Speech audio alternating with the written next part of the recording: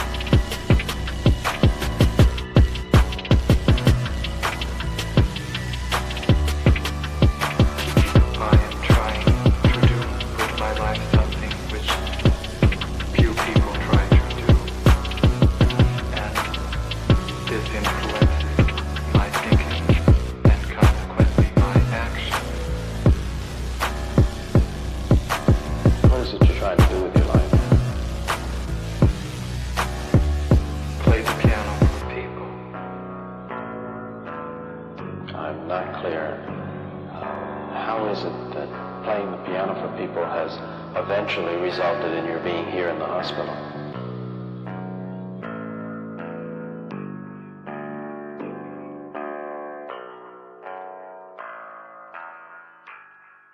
That's difficult to answer.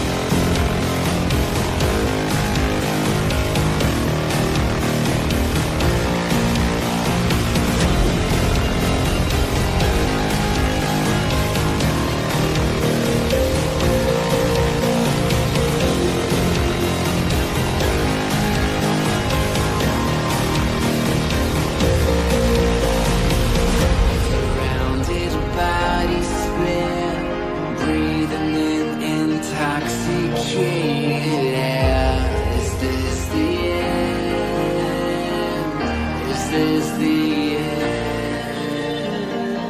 There's a noise inside my head of crying people facing death. Is this the end? Is this the end?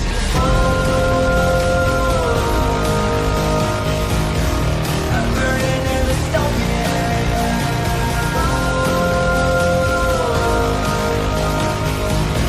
There's no place to hide.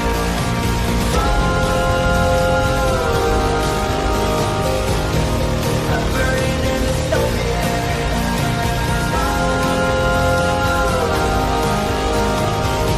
This is the final fight.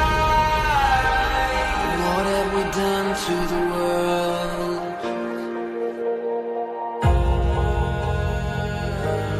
What have we done to the world?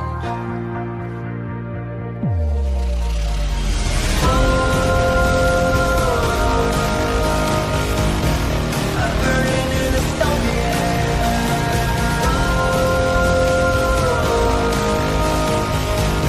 There's no place to hide.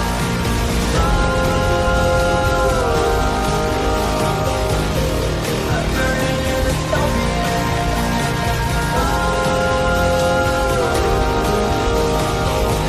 This is the final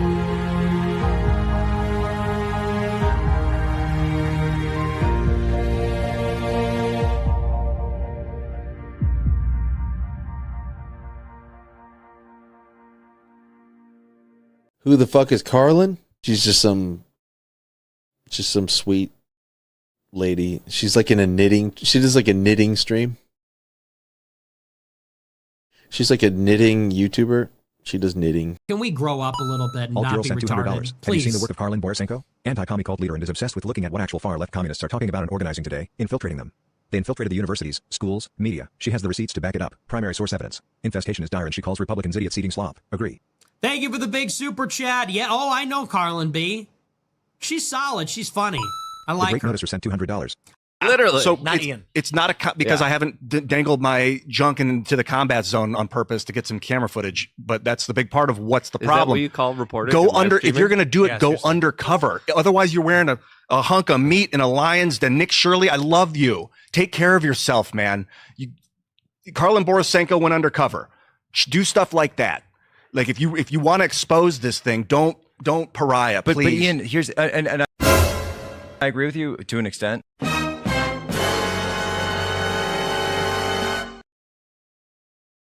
I watch these streams, and I've been watching a self-professed fascist named Karlyn, who drinks and basically roasts these live streams.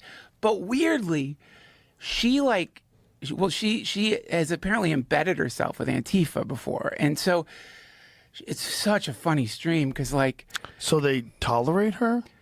oh no, not anymore. She like, no. She's like, I mean, I don't know if she's trolling or not, but on her stream, she's like, I am a fascist. Right. So she's proudly proclaiming she's a fascist. I don't know how much of that is trolling, how much of it is real, but conservatives who are drawn to her stream will say things like, these people are funded by George Soros. And it's the funniest thing because she gets so mad. And she's like, get off fucking Fox News. Stop watching that shit. It's all wrong. Do these people look funded? Do these people look like they have money? They're not funded. It's so, and I guess her bigger point is by saying these are funded agitators and not saying what they actually are, which is anti-capitalist revolutionaries, you dilute what's really happening. Because what's really happening, according to her, and I think a fair amount of people, is that the economy is so fucked. The middle class is diminishing so much. The cost of living is so high that this is the perfect soil you need if you wanted communism to grow anywhere. And I've learned a lot from Karlyn Borysenko, who goes in undercover with the left. And I've figured out from looking at her work, like when I first saw her stuff, I was like, oh, she knows what she's talking about. I need to like connect with her. And she actually, the first time I got assaulted in 2025, followed me and sent me messages, and she checked on me for months, just privately. It was so nice to have somebody like, are you okay? But I could tell she knew what she was talking about, and I subscribe to her. I look at all her stuff. I've learned so much, and I thought I knew a lot. I've learned so much.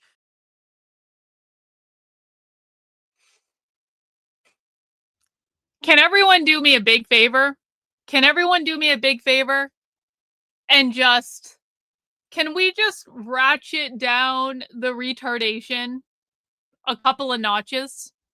Because I'm going to be honest, on the earlier stream that we did today, retardation peaked, and it's only fucking Monday, guys. It's only Monday. It's only Monday. I can only smoke so much weed. You can only push my sanity so far. And so can we just like I'm just really and here's what I need. Here's what I need. For people in the chat who are not retarded, when retards show up and start behaving like abject retards, can you guys just shame them, please? Can you guys bully them in the chat so that I don't have to? I don't always have to be the one bullying people. I don't always have to be the one trying to make them feel the shame that they should for being so fucking stupid. You guys can do it too. We're a community of people. We're a community here. It shouldn't just rest on me. Everyone in the chat, anytime a retard shows up, should be shaming the retard and bullying the retard. And one of two things is going to happen if we do that. Either they will conform to the community, or they will leave, or we will ban them. I guess option number 3. They will either conform and bend the knee to our will, they will leave, or we will ban them. And I don't really care which one of those things it is, but it needs to be one of those things. Yep, breaking news, bullying is back on the menu. Let's go. Let's go. We are in a dire situation. We don't have time to deal with this shit. People, this is like fucking boot camp, okay? My channel is like reality fucking boot camp. And in boot camp, you need to come up to speed very, very quickly. Otherwise, it's not going to work out well for you. And your entire platoon or whatever they're called is going to hate you. All right? So it's the same thing here. It's the same thing here. We have to enforce the standards of the community, and it can't just come from me, because then people complain all over the internet that Karlyn is mean and a bitch, and it doesn't matter that she's the best at what she does on the internet. She's a big meanie and she hurt my feelings. And then it all becomes about me. But if literally every person in the community is bullying people when the retards show up, it won't just be about me anymore. It won't just be about me. And then they'll say, Karlyn's community is psychotic and a cult. And you know what? We kind of are. We kind of are. And that's okay. Because that is what is required to do what we're doing. We got Johnny with the gifted channel membership. W's to you, my friend. Thank you so much. We are starting off halfway to our goal today already because we did an earlier stream. We're already 51 channel memberships towards our goal of 100 channel memberships on the stream. Does everyone know it's Fat Liberation Month? Did you guys know it's Fat Liberation Month? It is apparently Fat Liberation Month. Now, one in the chat if you have watched Fat Studies content with me before. 2 in the chat if you are new and you have never watched Fat Studies before, like real Fat Studies. We're not really watching Fat Studies today. This is more of like an intro course to Fat Studies. You're taking an basically this is an introductory class, okay? It's going to be like a 101 level class that I think is going to be a good way to articulate what Fat Studies believes at a little bit more of an approachable level by watching Fat Activists debate with Jillian Michaels. Now, listen, I have mixed feelings about Jillian Michaels. I really do. I have mixed feelings about her. Because primarily, I think that Jillian Michaels is interacting far too much with the Zionist retard classical liberals of the internet. I'm not entirely convinced that Jillian Michaels is all that politically savvy. Listen, I used to be a fan of The Biggest Loser. The Biggest Loser got me through many, many, many marathon workouts in the gym back in the day when I was running. I used to run because I live in New Hampshire, right? So when I was training for like the Boston Marathon, you have to train for the Boston Marathon in the winter. I didn't want to run outside in the winter, so I ran on a fucking treadmill. Okay, I would run 6 miles on a treadmill, 7 miles on a treadmill, 10 miles on a treadmill, 15 miles on a treadmill. One time I ran 20 fucking miles on a treadmill. Have you ever run 20 miles on a treadmill? It sucks. Do you know how I did those things? Do you know how I accomplished those things? Because anytime back in the day, I was running distances on a treadmill, which is just like the most awful thing you can imagine, except it's better than running outside in an ice storm. So if I have to pick between running 20 miles on a treadmill and running outside in a literal ice storm, because that literally did happen to me one year, I'm going to pick on the treadmill because there's no fucking way I'm running 20 miles in an ice storm, okay? I don't care if I'm training for the Boston Marathon or whatever. So the way I got through those long runs on the treadmill was by watching The Biggest Loser.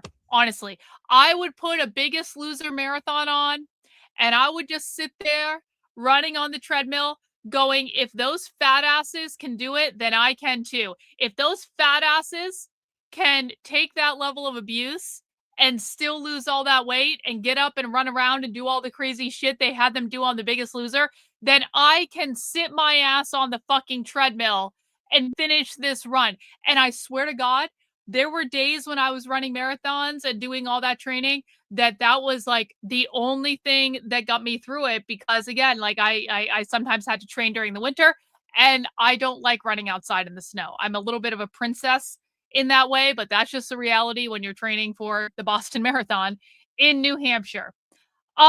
Okay. I've been thinking about this for a while now. The reason we have so many delusional leftists is because it's no. No,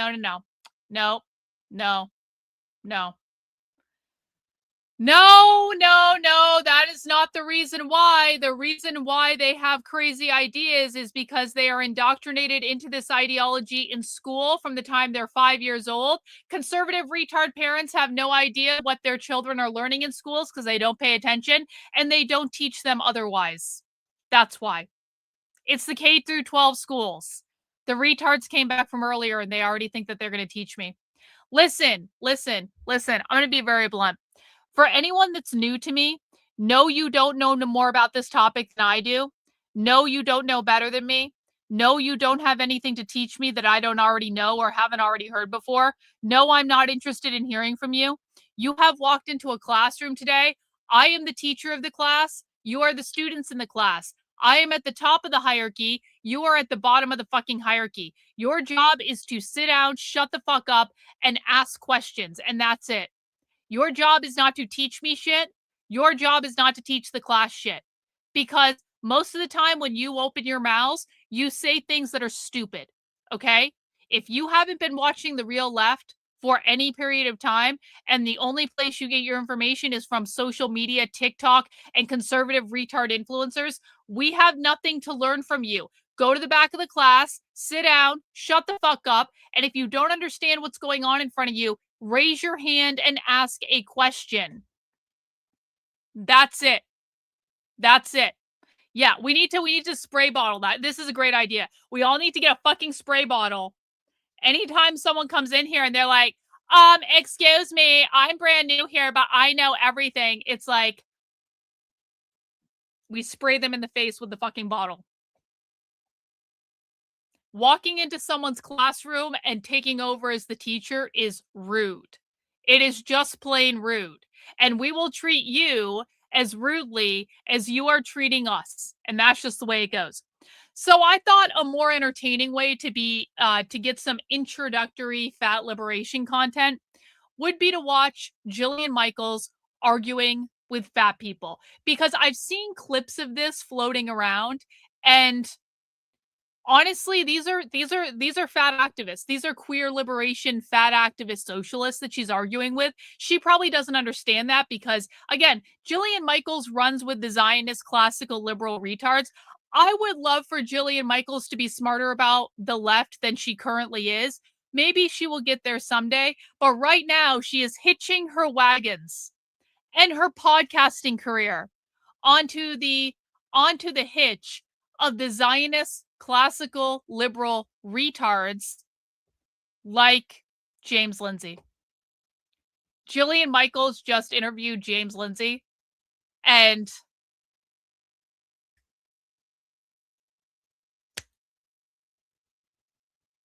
I truly don't even want to know what levels of retardation were hit in this discussion between Jillian Michaels and James Lindsay. You think we can save her? We can save Jillian Michaels? Well, let's give it a try. Let's give it a try.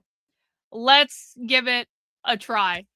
And it's just like, man, James is still pretending that he's an expert on the left when he gave up talking about it like years ago at this point, and he doesn't know anything, and he isn't half as smart as, you know what?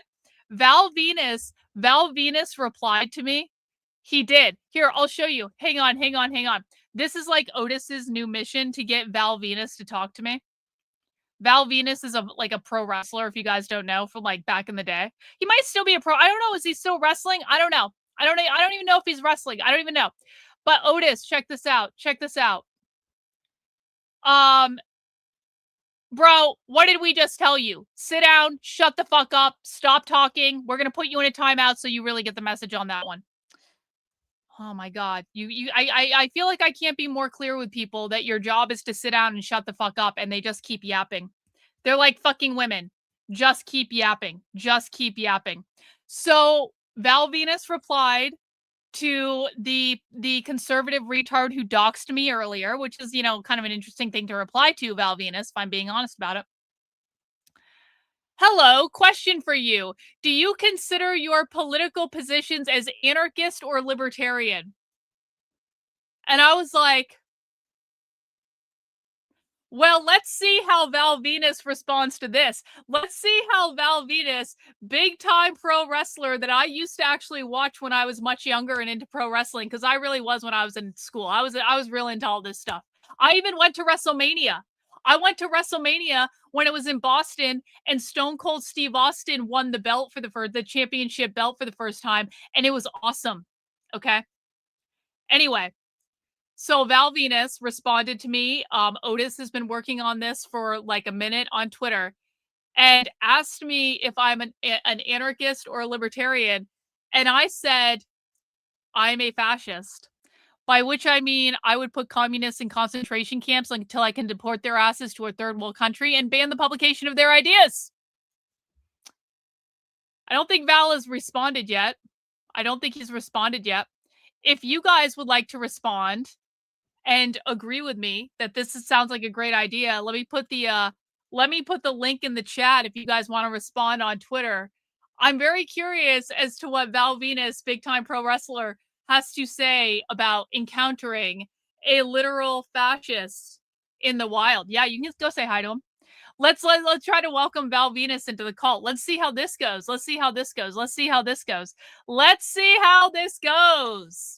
Hey, listen, man.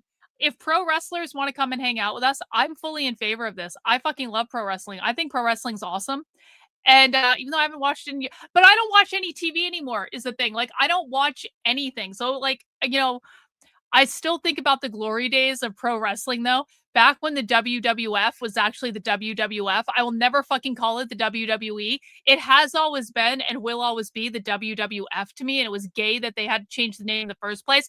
But like, does anyone remember from pro wrestling days when the WWF was feuding with WCW in the Monday Night Wars? And then you had ECW that was off to the side, and ECW was the fucking shit. ECW was the greatest, and you had to stay up until like 2 a.m. to watch ECW on like random TV channels. It was never on at a consistent time. And just like ECW was the real shit. And then they started having pay-per-views. And then there was an episode where ECW invaded the WWS Monday Night Raw. Well, they were also feuding with WCW on TV. It was the best. That was peak professional wrestling. The Monday Night Wars and ECW just being badass on the side. I wish there was a time, I bet you my mother threw all this shit out. I bet you my mother thought she was helping and she threw out all my cool shit. I used to have a massive archive of ECW episodes that I would like tape off the TV at like 2 in the morning. I had all these VHS tapes. I still have a VHS player because I still do. I'm old, right? So I used to have a massive fucking archive of ECW. And I wish I knew where those VHS tapes went. And I'm pretty sure my mother probably threw them out because she thought she was helping. I wish I could find old episodes of ECW online. If you don't know what I'm talking about, just trust me. You missed out. That was the most entertaining thing that's ever happened in the history of professional wrestling. And it was great. Anyway. Great Otis has been trying to lure Val Venus, professional wrestler, into our little cult. We'll see it. We'll see how this works out. We'll see if Val Venus is man enough to deal with the fascist. We'll see. We'll see. ECW's on YouTube. I gotta look for it again, though. I remember I looked for it a couple years ago and I couldn't find anything. So maybe it has since been uploaded to YouTube. Maybe it has since been uploaded. I'll put the link to this little exchange in the chat one more time if you guys want to go talk to the pro wrestler. There you go. There you go. There you go. Now, breaking news update. We are not just watching Jillian Michaels argue with fat people today. We're going to do this for about 2.5 hours. We are going to watch Jillian Michaels argue with fat people for about 2.5 hours. Yo, Sandman, yeah, I fucking loved Raven. Raven was one of my favorites. Sandman was cool too, man. But Raven was one of my absolute favorite pro wrestlers from like all time. And he probably hates me now because he's Jewish and, you know, like whatever. But like, you know, it's funny. Like I found him on Twitter, like and I was like, oh, fuck, man, I forgot Raven was Jewish. God damn it. Raven was fucking awesome, though. That guy was amazing. Anyway, we're going to watch Jillian Michaels argue with fat people and break down what fat liberation ideology is for about 2.5 hours. And then, for the real ones, we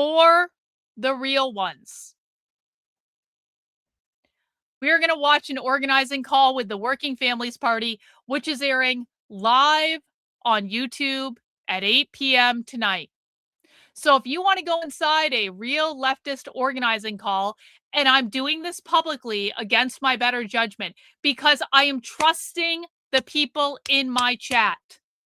If we get retards in the chat tonight, I need you all to bully them. We need to up our bullying game. I mean this. If we can't collectively as a group up our bullying game, I'm going to have to make this stuff supporter exclusive from now on. That's just going to be the way it goes. Okay? So at 8 p.m. tonight, we will go inside a live leftist organizing call and we will hear what they are planning live. Okay? And everyone needs to work together and we need to, you know, come together as a community to help educate the people who think they know everything because they watch conservative media, but they don't really know anything because conservative media is garbage. Okay? So that's what we're going to be doing at 8 p.m. tonight. And then not John. Why the fuck did I think John Morgan? Mac B is hosting Les Miserables night in the supporter Discord at 9 p.m. And it's going to be awesome.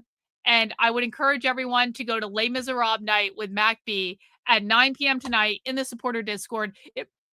If you are a channel member, you can find the link to the Discord in the post tab. I just posted it last night. follow the link, get verified, chat into the verification channel. We will verify you. MacB hosts movie night on Monday nights at 9 p.m. I hope this will be done by 9 p.m. I'm pretty sure it will be. Usually they are. Might go a little bit over by which, but MacB will be flexible. I know he will. So even if MacB has to start Les Miserables night like at 9:30 or something like that, I know he will be flexible because of the call. Okay. So that's tonight. I encourage everyone to go to unwind after we watch the live leftist organizing call. As a reminder, guys, as we are making our way through the stream today, I'm completely funded by people like you. I do not take political money from the left or the right. I am funded by your super chats, your channel donation, your channel membership donations, your support on my Substack, your merchandise sales, all that stuff. And so if you guys see if you guys like the stream today and you want to see these things keep going, please feel free to donate some channel memberships. I would love to get over 100 new channel members today. That will keep us on track with our goal. I would really appreciate it. We're already halfway there because of the stream we did earlier. So if just 10 people donate 5 channel memberships, we are already over the goal. I just need 10 intrepid warriors to say, Karlyn, I did not know this much about fat liberation before I watched this stream today. Thank you for breaking down these absurd and dystopian concepts and donating 5 channel memberships in appreciation of that. I just need 10 people to do that, and then we will be over the goal. Easy peasy. Or we need 49 people to donate 1. It's only $5, guys. We should be able to do it. And Rumble, don't think you're off the hook. Rumble has been freeloading a lot lately. There's very few people who donate over on Rumble, even though we've been getting some good numbers over on Rumble. So Rumble, we gotta pick up those donations. You guys don't want to be the redheaded stepchildren. Pick up those donations, will ya? Look, Cynthia's already in with a dub. Thank you, my queen. Everyone put green squares in the chat for Cynthia. Big support coming in at the beginning. 10 channel memberships. Love you, Cynthia. We appreciate everything you do so much. Malcolm, not to be outdone. Malcolm is starting to be on the level of old sub. Malcolm's like, Cynthia, I got this. Don't worry about it. Malcolm, massive dub to you, my friend. Thank you, good sir. Big support. We love you. We appreciate you. Look at that, guys. We're already up to 71. Look at how easy that is. Look at how easy. We're almost 75% of the way to our goal. All right, guys, let's dig in. We're going to watch this episode and we're going to listen to Jillian Michaels argue with fat people, and we're going to see what we can learn from it. Let's get this party started. Would you say that it should be against the law to discriminate against people based on their body size? Unquestionably. No. So why don't we see more fitness and wellness advocates asking for that? I'm happy to ask for it. I'll ask for it right now. I didn't know that you thought I wasn't for it. I wasn't allowed to have a ding dong. When I came home and I said, I want ding dongs in my lunch. You know what my mom bought me? Low fat ding dongs. Maybe there's more to life. Oh my God. This lady was oppressed because her mother wouldn't give her a fucking dessert in her lunch.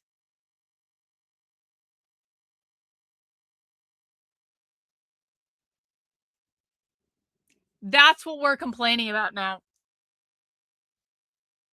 Bro, listen, I just lost a bunch of weight, right? And so I have direct experience with how people treat you before you lose weight and after you lose weight. And I got to tell you, the whole experience of dropping like 75 pounds very quickly, it really did. It was an eye-opening experience on many levels. And one of the levels that it was an eye-opening experience on was the fat liberation people actually do have a little bit of a point in that, in general, people treat you really fucking shitty when you're bigger, and they don't treat you that way when you're smaller. With the exception of fat women. Fat women treat you better when you're bigger, and then they treat you really shitty when you're smaller. But I have no problem believing that doctors are not actually giving accurate diagnoses because they assume it's because of someone's weight. I have no problem believing that. And it's kind of like, if the fat liberation activists stuck to points like that, I might even be on their side, just because I've been close to this so directly now, and I've seen such a big difference in the way I was treated before I lost weight and after I lost weight. But it's like, when you're resting on, I didn't get a ding dong in my lunch as a kid. Come on, lady. Come on. Seriously? Come on. Old Sub! W's Old Sub, big support. Thank you so much. Old Sub gave in the last stream, giving again in this one. We love you. We appreciate you. Plague Doctors in the chat for Old Sub. I actually feel the same. I feel the same. That's the truth. People don't believe it. I feel the same. I feel the same. And people, like, I feel like people have been trying to gaslight me into believing that I feel differently. I truly don't.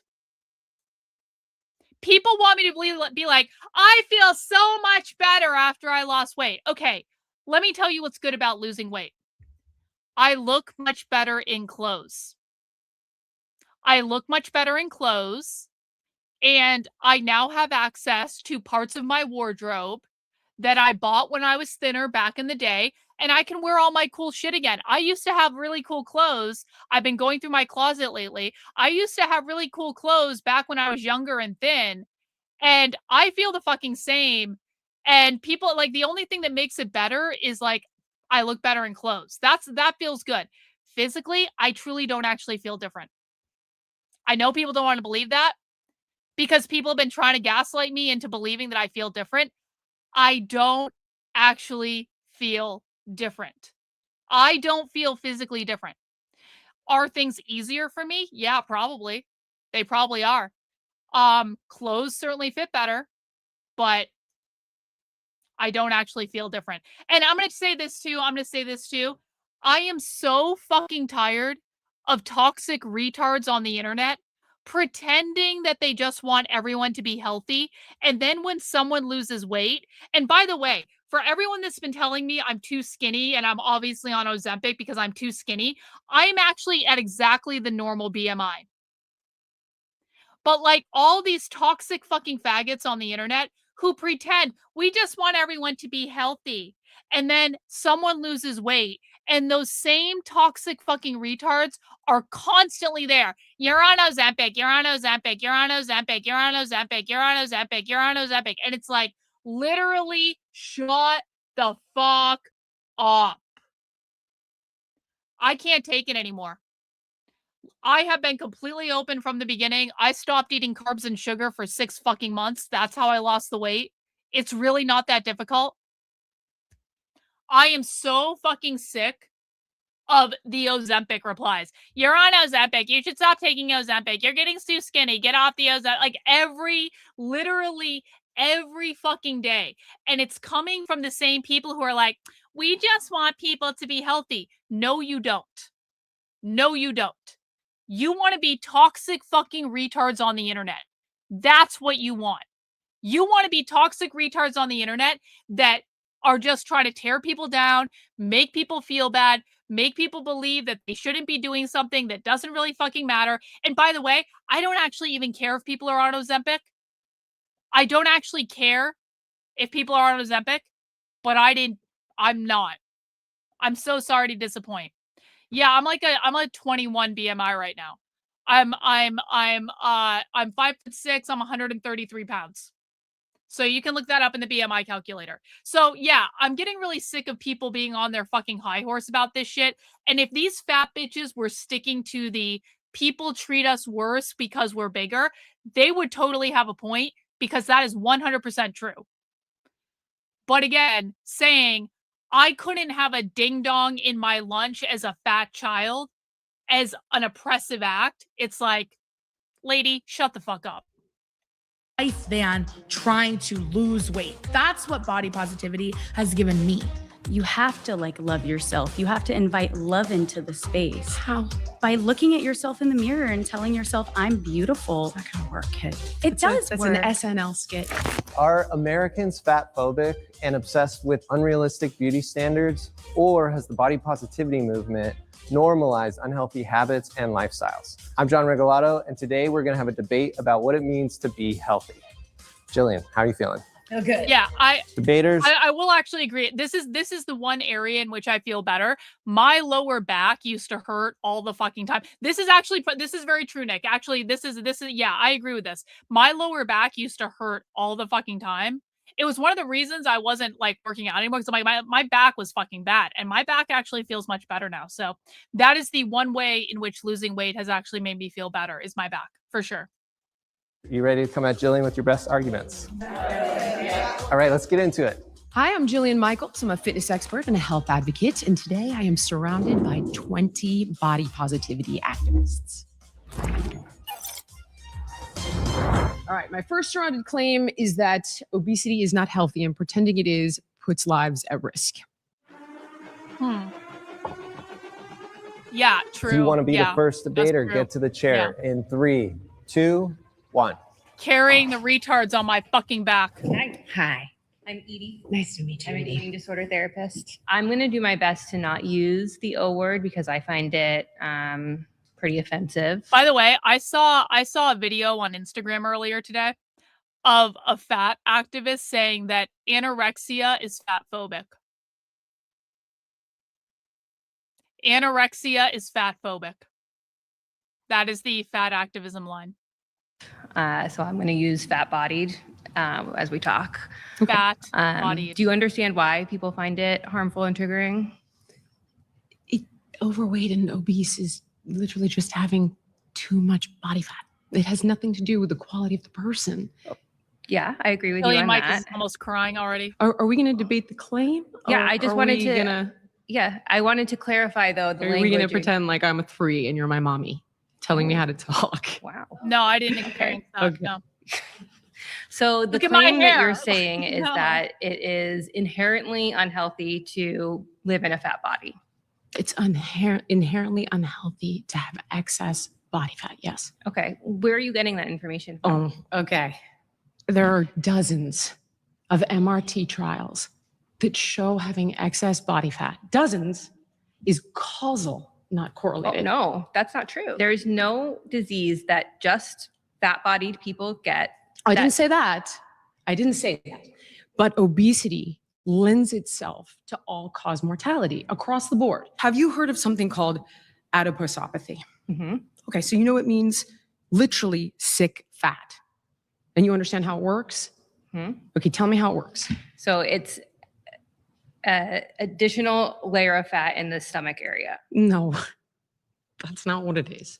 It works as follows. When we eat too much food that has energy that we're not utilizing, the body needs to put that energy somewhere, right? So it puts it in fat cells.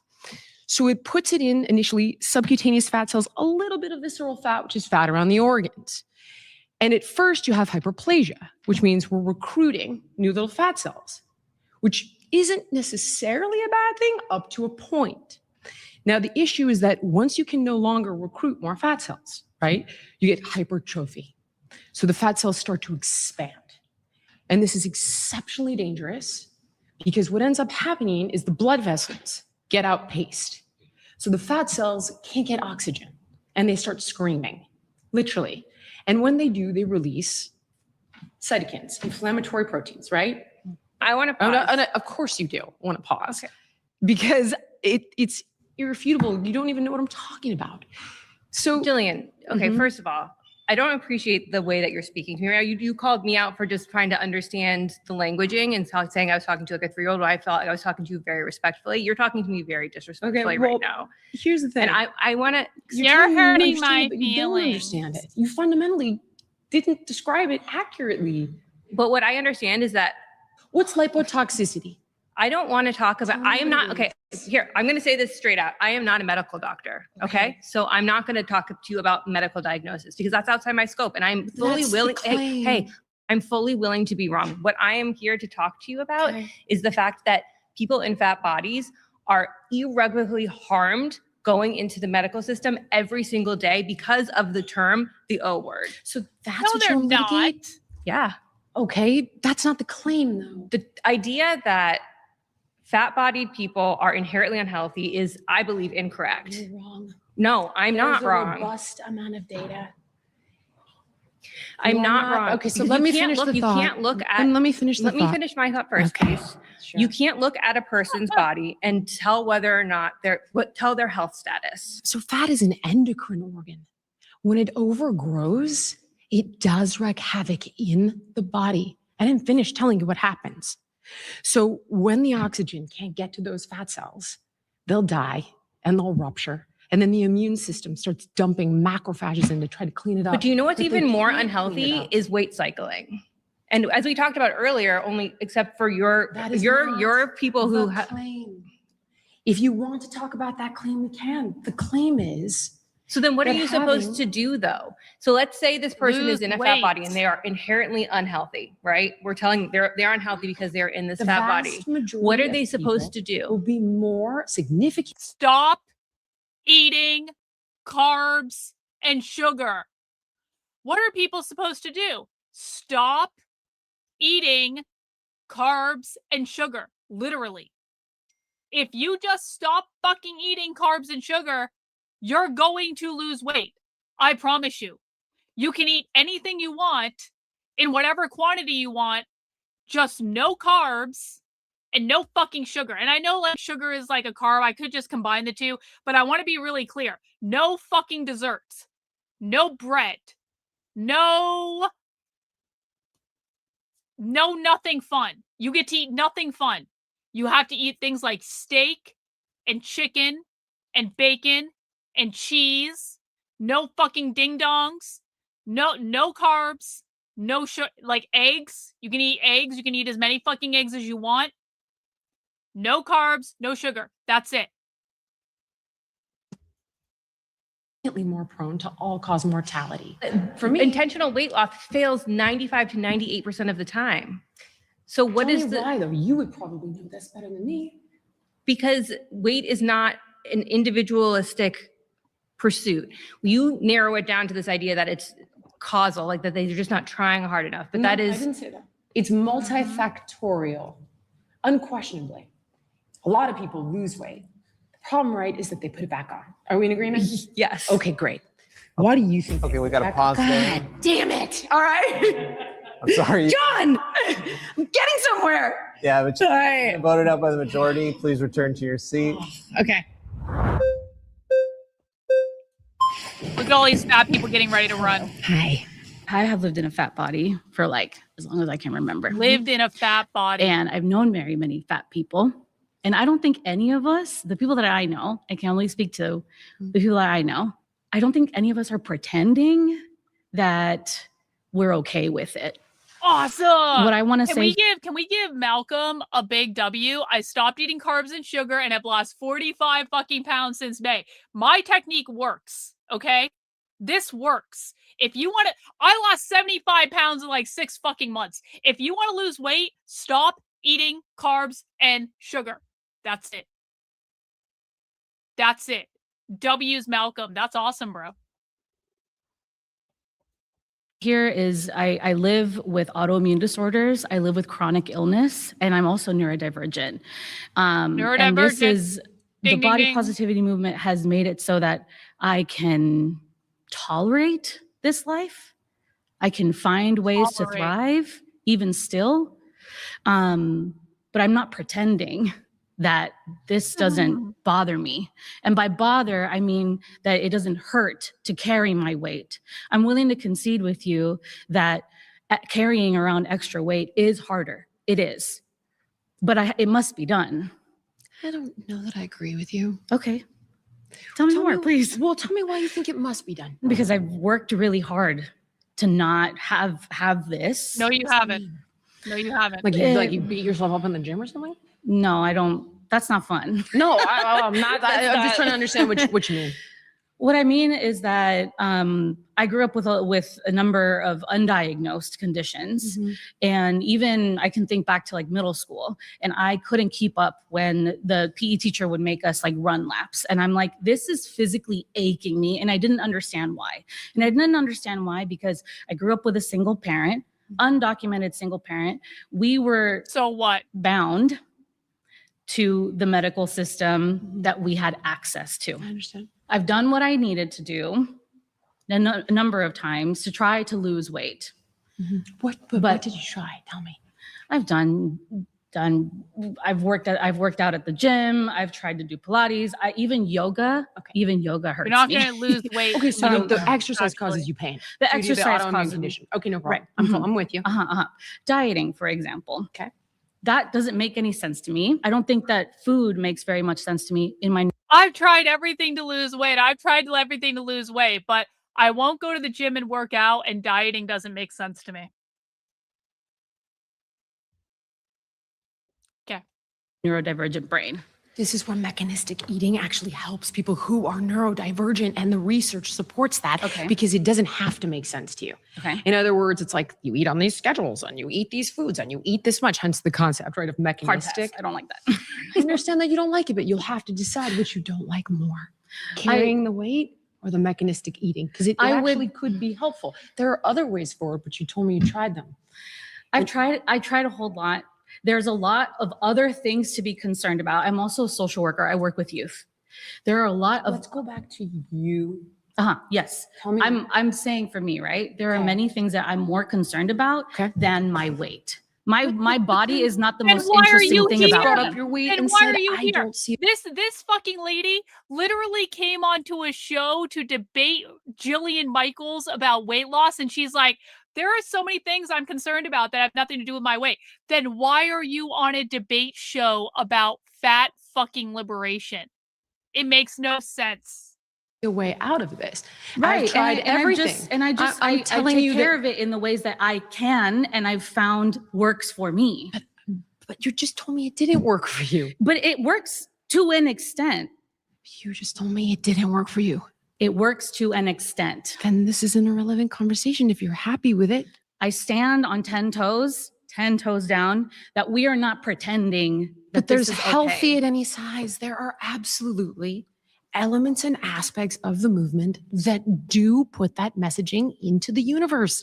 I've had those debates. You've said? I've had numerous debates with people who are body positivity activists that try to tell me that they can be healthy at any size. And it's just not the case. And I disagree with that. All right, you've used shame as a vehicle. And I'm sorry, we have to pause. You've been voted out by the majority. Please return to your seat. Got it. Okay.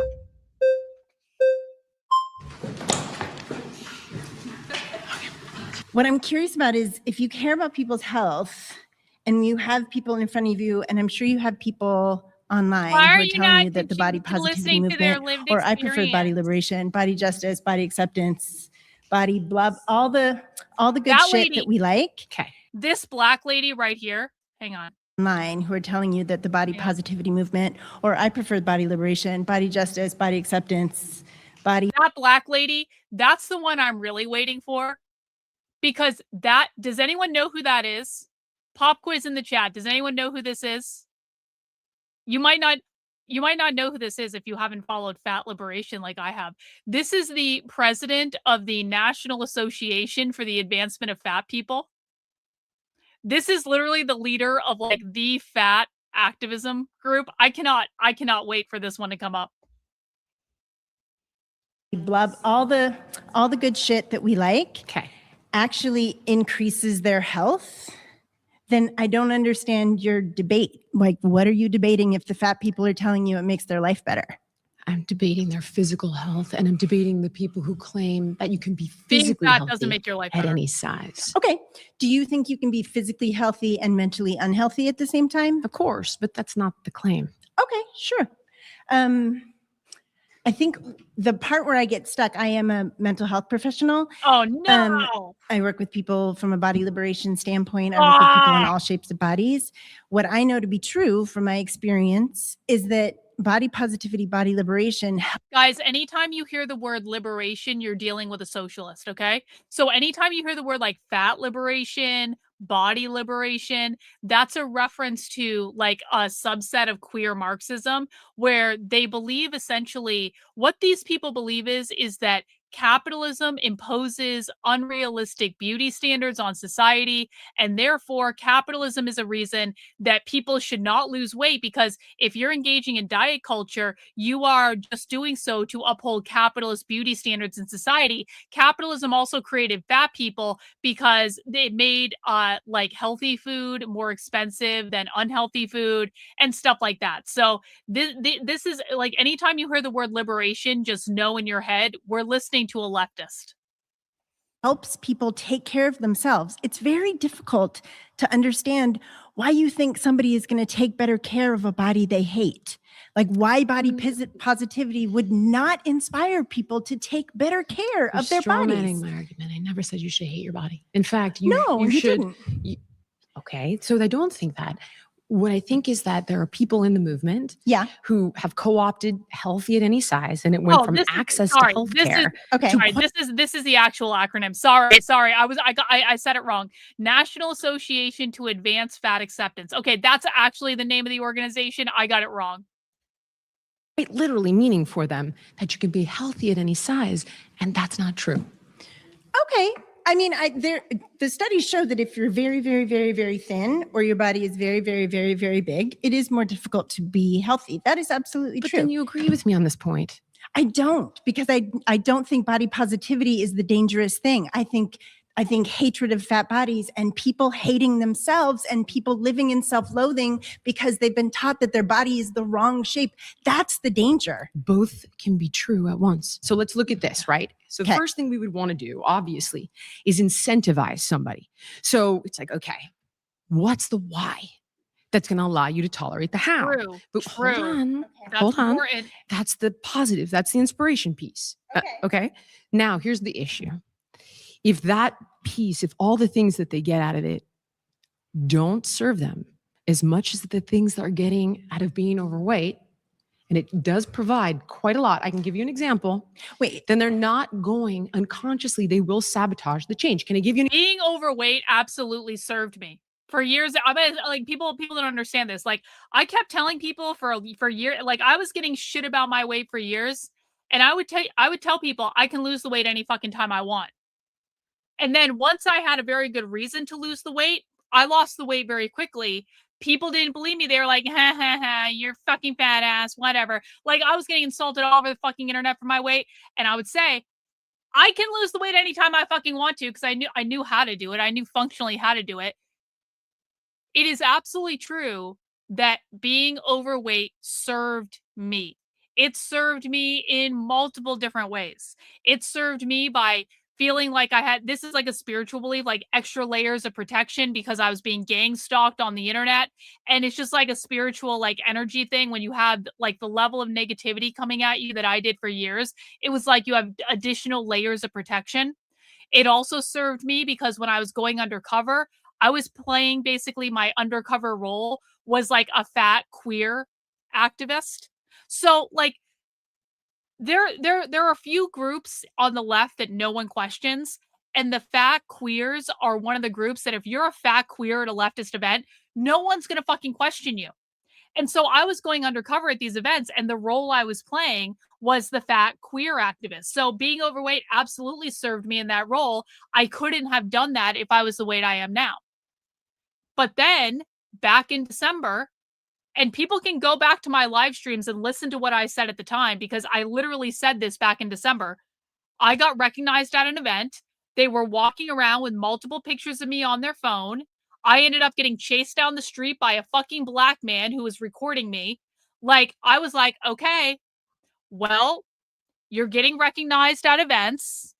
And the only solution to this, the last disguise card that you have in your back pocket, is to lose weight and become unrecognizably skinny and put yourself in a better position to be able to disguise yourself in different ways. The role of the fat queer activist was over the minute I started getting recognized and being chased down the street by a fucking black man. Okay.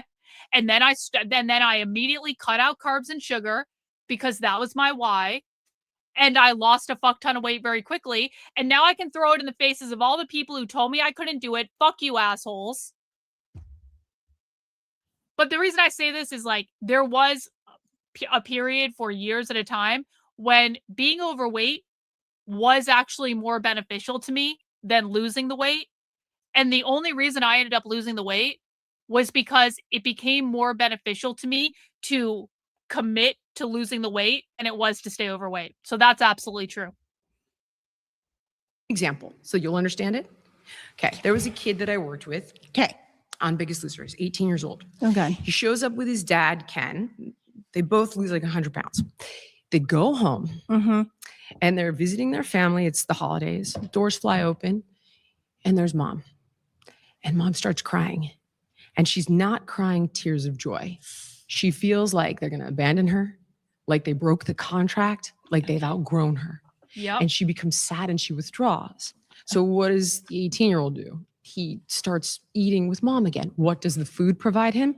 A connection with his mom. I had something similar with my dad. It was one of the ways that we connected. Food provides a lot of people with a lot of different things. Yes, you cannot eat and not have your parasympathetic nervous system turn on at the same time. There's no such thing as not emotional eating. It's fine. It's good. It's great. Food is great. But what I'm trying to show you is that if in some cases, the pain associated with continuing that defense mechanism is greater than the pain associated with change, it helps people change in some cases. Thank you. Appreciate Not in the super long chat. term. And I struggle. Pause there. Sorry, you've been voted out by the majority. Please return to your seat.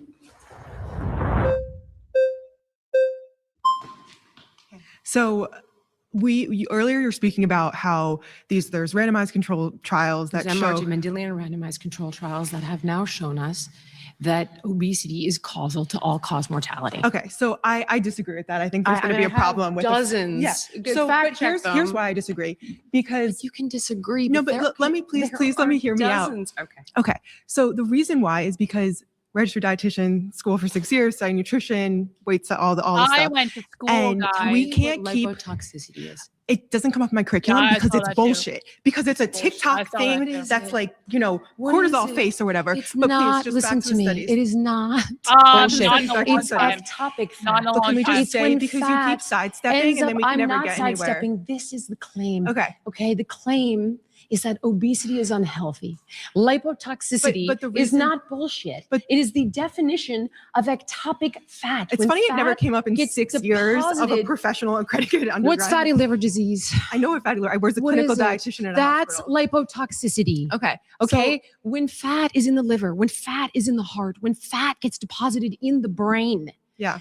that is lipotoxicity. And it happens when the body has no place to put the excess energy anymore. Okay. It is irrefutable that that is bad for your health. Can we just go back to the correlation doesn't equal causation? So you're saying there's causal studies, right? Yes, Okay. MRT Gotcha. studies You can- that show the acronym is great. Okay. So my thing is The acronym the is reason great. why we cannot show that the fat in and of itself leads to the negative health outcomes is because we cannot keep a human in a lab and control every factor, but have the only thing why that's they different. use Mendelian randomized control But can you just trials. listen? So a person, that a person, inherently eliminates any conflating factors because they're based on genetic predispositions coupled with but can I lifestyle. just share? Okay. A person in a larger body has experienced things that we can't undo from the fat. So for example, they might have negative health outcomes because every time they go to a doctor, instead of being given an evidence-based treatment, like I have unearned thin privilege,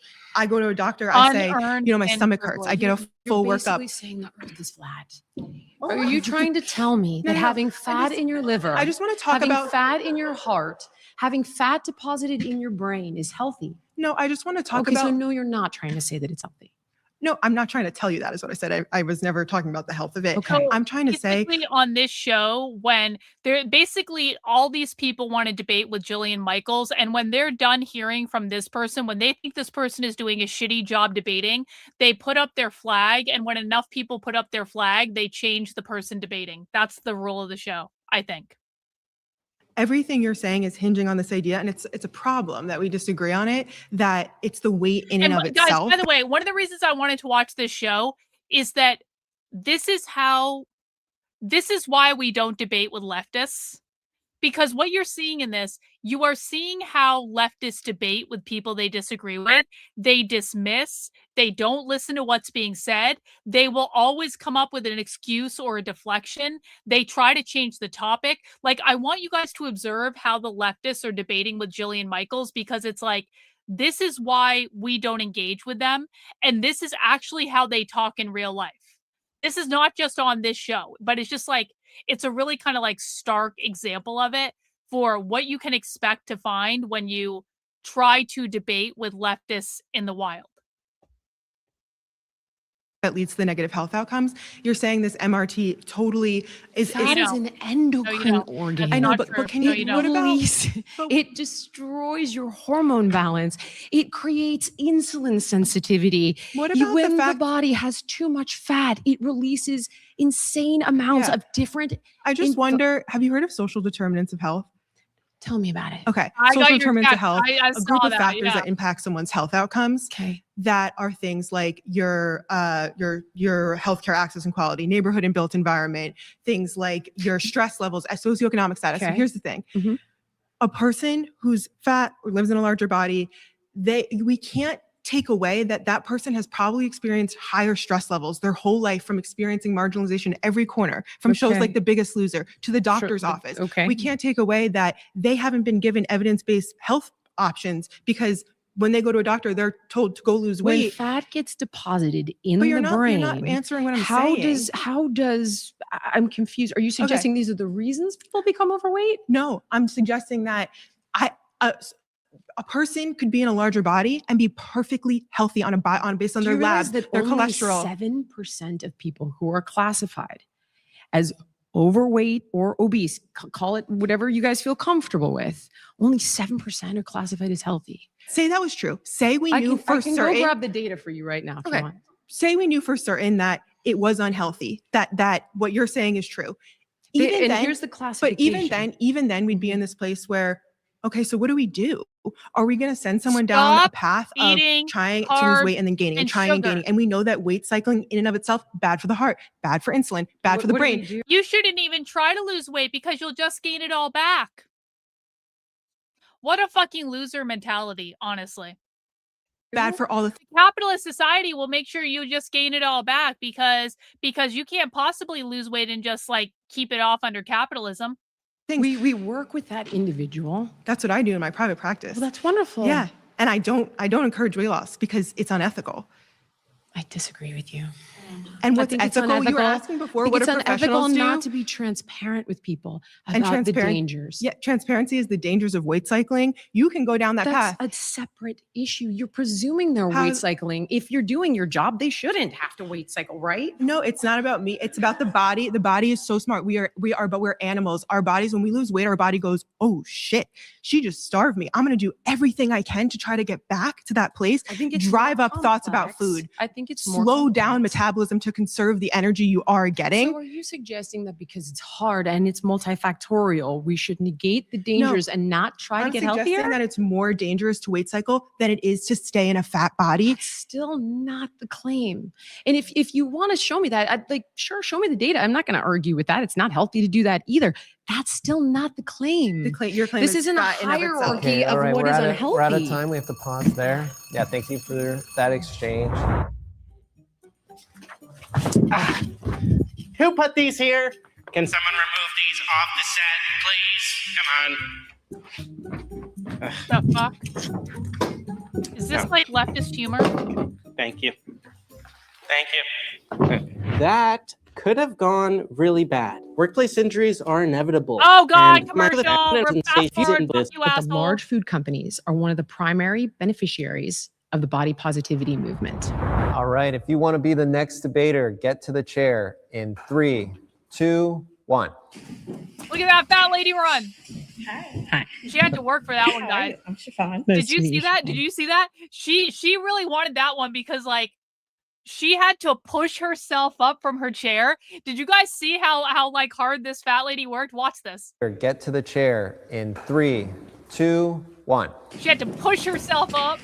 She got some momentum. How are you? I'm Siobhan. Nice to meet you, Siobhan. So, what are you classifying as large food companies? Okay. PepsiCo, Coca-Cola, General Mills. She jumped the gun. She did. Now, Donna. if She did. they were beneficiaries and benefactoring and making all this money off of the body positivity movement, why is it that they spend billions on calorie counting apps, on a lot of things that we see in society. You think that large food companies are promoting calorie counting apps? That's fucking retarded. Pepsi wants to sell people sugary drinks. Coca-Cola wants to sell people sugary drinks. Lay's potato chips wants to sell people fucking potato chips. Like, large food companies want to sell as much food as possible. They are not promoting fucking calorie counting, you stupid black woman. As forcing the losing weight or talking about losing weight, because that to me doesn't make sense and doesn't correlate. But also, people that are benefiting from this are the people in the body positivity movement themselves. A little bit about myself. Wait, can I clarify one thing? Please. I'm talking predominantly about finance. Okay. Sorry. Perfect. Thank you. Even that, I still will say, so I come from the wedding industry. So I created the first publication in the world for plus size brides. I've now gotten 13 wedding publications around the world. And my biggest thing is the wedding industry is very centric on this is what the wedding industry looks like. I have created a platform where and not just larger bodied body positivity, but body positivity for all sizes. And I'm going to come specifically from the wedding industry, which is very different, I know, but it still is very weight centric. Okay. Yes. So your argument is the wedding industry is the primary beneficiary? No, I'm not saying that. I'm saying that's where my knowledge comes from. Okay. But the body positivity movement is really for us. We are the main, and I'm saying we because I'm a large body person. I totally understand. That's where it's really coming from. Can I show you the ways they're exploiting it? Oh, please. Okay, so there have been two really big exposés, one by the Washington Post and one by the Examiner. So they're coming at this from numerous angles. Mm-hmm. So the first one is they've gone after. You need to know how I think leftists are winning. Tell me you only watch conservative media, Stephanie, without telling me. Guys, everyone in the chat, can you please explain to Stephanie, who obviously watches conservative retard media, can you please explain to Stephanie how the left is winning? Let me throw out a few points, Stephanie. If you send your children to K-12 public schools, they will be indoctrinated by their communist fucking teachers from the time they are 5 years old because the left controls K-12 schools. If those children go on to college after that, they will be further indoctrinated by their communist professors because the left controls colleges and universities. If your children read anything in the mainstream media, they will be given leftist ideology because the left controls the media. If your kids are told they have to join a labor union, they will be surrounded by leftists paying dues into leftist organizing because the left controls the labor unions. If your kids ever go to a public library, they're going to be fed leftist ideology as the suggested fucking reading list because the libraries are controlled by leftists. Do I need to go on? There are no conservative events in this country that can match the activism on the left. The left has kicked the Trump administration out of multiple American cities, and the Trump administration has rolled over and fucking capitulated. Do I need to go on? I don't understand how you think the left is winning. Because Trump is the president and we control Congress. Oh yeah? Oh yeah? What have you guys gotten for controlling Congress? What have you gotten from Trump? You've gotten wars in Iran on behalf of fucking Israel. You've gotten no action against the far left at all in any way. They can't even pass the Save America Act, which was their fucking big thing. Republicans have done fuck off. Political power means nothing, but you guys are memeing on Twitter and owning the libs, so you must be winning, yeah? You must be winning. Meanwhile, you're going to send your kids off to the leftist indoctrination centers known as public fucking schools without even seeming to understand that the left controls the entire ecosystem that your children will be educated in for 16 years of their fucking lives. Hope that helped. After a lot of the intuitive eating dietitians. Okay. So can I give you some statistics? Please. Okay. So Washington Post analyzed more than 6,000 social media posts by 68 registered dietitians with a combined reach of over 9 million followers. 40% of them were using the anti-diet language, right? Like food freedom, no food rules, ditch the diet, healthy in any size, so on and so forth. Very often not disclosing the fact that they were paid by the big food companies. Okay. Okay. So they're basically going after the intuitive eating dietitians. I can give you Abby Sharp. But that's okay though. But I want you to listen. Okay, because yeah. they are doing that. Yes. But the aspect that the body positive movement is really for us, that is not even anywhere we need to equate into it. It really agree is with you when they're That's using fine. your movement. But do you, and I'm going to say this clearly and for right now, I don't care who uses my fucking movement. I want the movement to be there.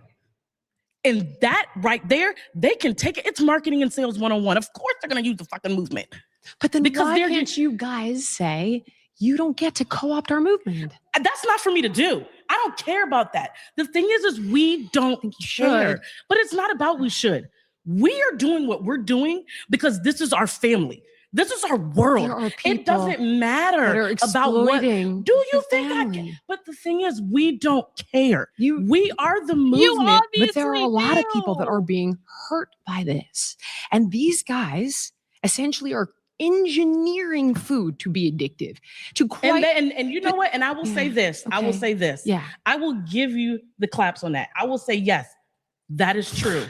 But what I do want to say is that it happens all the time. A movement starts and someone comes in and takes it, and someone comes in and comes in it, and someone comes in and runs with it. You don't deny it. You just don't care. Is what you're saying. I'm saying it's fine for them to do that. But the bigger issue that I want you to realize is that the body positivity movement is ultimately for us. If someone wants to come and get on our coattail, that's perfectly fine. But for us, it doesn't need to go away. It doesn't need to go anywhere. Asking It for it doesn't to go away. But I'm it's suggesting. Now, see, there's a suggestion. Okay. I like it. I like a suggestion. I'm suggesting that it could evolve, that you guys could call out when you're co-opted, that you could centralize messaging so that it's not all over the place. Now that, Jillian, I am not opposed to. Okay. I'm not opposed to that. But I'm not saying it should. That's not a claim. No, but the thing is I want you to know who the true beneficiaries are. You're saying that they are the main beneficiaries. I'm speaking financially. Yeah, and I that's apologize. Okay. And that's okay. But you're saying the claim says that the large food companies are the main beneficiaries of the body positive movement. Yes. That is not correct. I understand. Because we are the main people. We are the main beneficiaries of the body positive movement. If someone wants to come and get on our coattails, go ahead. Disagree with you on that. I think that's a mistake. And that's okay. I think that you guys could tell them, you could expose what they're doing. Can I read you something else? Please. Okay. I'm here to hear. Can I just show Just you like this is a how great dialogue. diabolical this is, okay? I have a friend that's on the inside. He sent me this. He goes, I just want to show you the ways in which this is being in the inside of I can't say that a big food company. You got it. Yes, exactly. yes. Okay, so here's the intentional message overlap, right? So healthy at every size. Quote, you can be healthy in any size. Corporate benefit. Removes health concern barrier to sales. Stay with me, okay? Dieting doesn't work. Protects snack foods from being cut. Healthy in any size. Weight and health are unrelated. Corporate benefit. Deflects from products causing obesity. Healthy at any size. Weight stigma causes disease, not weight. Wait. Okay, I'm gonna let you I'm finish. just showing you. This is what this is an internal. Want to bring. What I would love, and I'm saying love because I want it, but I love it more. If there is such a resistance to the body positive movement, and I'm speaking specifically kind of from your standpoint, okay. yes. Yeah. If there's such a resistance to the body positive movement, why are you letting them take money from you? Where's the resistance? I'm telling you. Resistance of acknowledging or saying that it's actual, that it needs to be. I think that there are absolutely, I think that intuitive eating is a goal, not a treatment plan. I think that having access to health, which is what health any size at every size was initially intended to do. I think all those things are important. I think, unfortunately, the fact that the movement is decentralized, and it's prone to being co-opted, it can do harm in the ways that I have shown you. And that's what I'm saying. And that we can agree to. All right, I can agree we got with to that. pause there. That's good. We got to pause there. You've been voted out by the majority. Well, I really appreciate this. No, this was Thank good. you. Thank you very much. So I really want to focus on what you've just been saying about the co-opting of the movement, because what you seem to be critiquing is the people who've co-opted the movement, not the people who actually built the movement, not the people who actually are the movement. So the idea that is the movement, though. So the thing is, well, for what? I don't want to name names, but there are many influencers who have said these things. So who's the movement? Influencers and activists are not necessarily the same thing. We were allegedly invited here as activists and advocates. Not always the same thing, right? Some influencers I don't disagree, but it's become, as I mentioned, a patchwork quilt of like, I'm an activist, I'm an influencer, I'm a dietitian. It's whereas like when you look at something like AA. Well, let me guide you to something very clear about the Health at Every Size movement.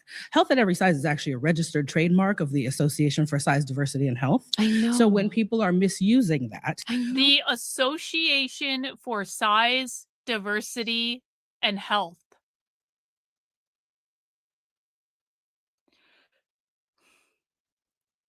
You guys know how there are all these little associations that exist on the left?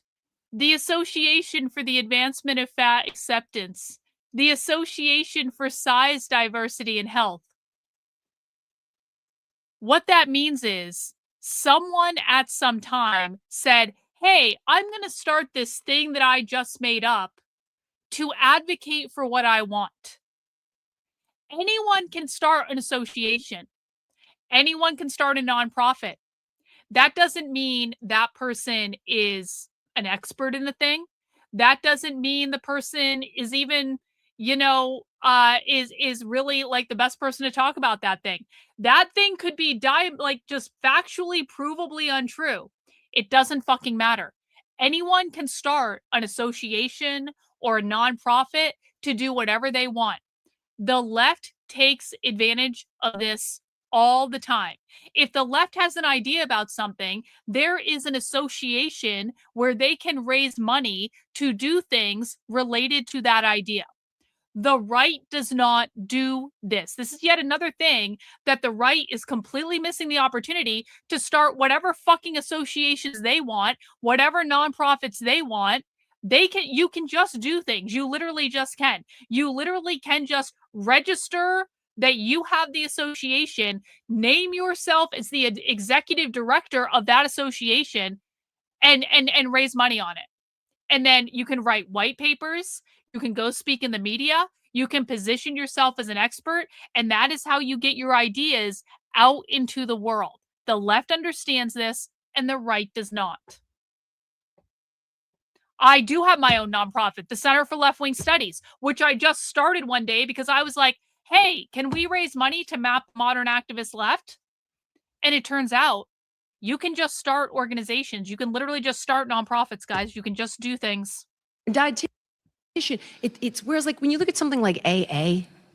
Well, let me guide you to something very clear about the Health at Every Size movement. Health at Every Size is actually a registered trademark of the Association for Size, Diversity, and Health. I know. So when people are misusing that, we that. are a movement that doesn't have the same resources as the health and wellness industry or the health and wellness grifters or the major food industry, right? We don't have the same resources to fight every time somebody misuses our terminology, our philosophies, our practices, our values. They're oppressed by capitalism. Some of us out there who are doing that, right? I never see the caveats. I never, ever see the freaking caveats. So maybe today, maybe you could help amplify some of the caveats. I am doing that right now. Okay, so let's go to the claim. I'm trying. The claim that body positivity is primarily benefiting big food companies. I mean, financially. I got it. Because individual benefit, I can't, it's not quantifiable. I'm talking about the way these bastards are manipulating this message, right? To do things that I think are very unethical. So if body positivity is feeding their profits, will we see their profits reduce as this pendulum swing away from body positivity continues to go back to the, like I get asked all the time as the director of NAFA, is body positivity over? Is body positivity over because of Ozempic? Is body positivity over because of MAHA? Is body positivity over? Part of my argument is it depends on what you're in body positivity for. If you're in it for systemic change, it ain't over because the system ain't changed, right? But I do concede the point. What does she mean when she says it ain't over because the system ain't changed? If you're in body positivity for systemic change, it's not over because the system ain't changed. What does the system mean in that sentence? Capitalism. Capitalism. The body positivity movement is about changing the system of capitalism. It's always capitalism, guys. Always. Is body positivity over? Part of my argument is it depends on what you're in body positivity for. If you're in it for systemic change, it ain't over because the system ain't changed, right? But I do concede the point that we are moving away from some of what we saw as body positivity for the last 10, 15 years. And what do you mean by that? As we move away from that, it's less popular, it's less trendy. I understand. We're moving more towards a thin-centric ideal again, or, leaving behind, we've labeled body positivity DEI and we're turning away from that, whatever. As we move away from that, are we going to see the profits of these food industries drop? Well, you are. Why would you need to make food genetically addictive if body positivity can just sell that food? If you could just tell people when you feel good in your body, you're going to eat all the Nabisco snacks that you want to, then why do we have to make them addictive? They don't even want you to stop eating one chip. This is how incremental they are about this. They literally engineer. Just hear me out. They don't even want you to have to stop and take a drink of water when you're eating their chips. So they engineer how much fat is in your mouth in each bite.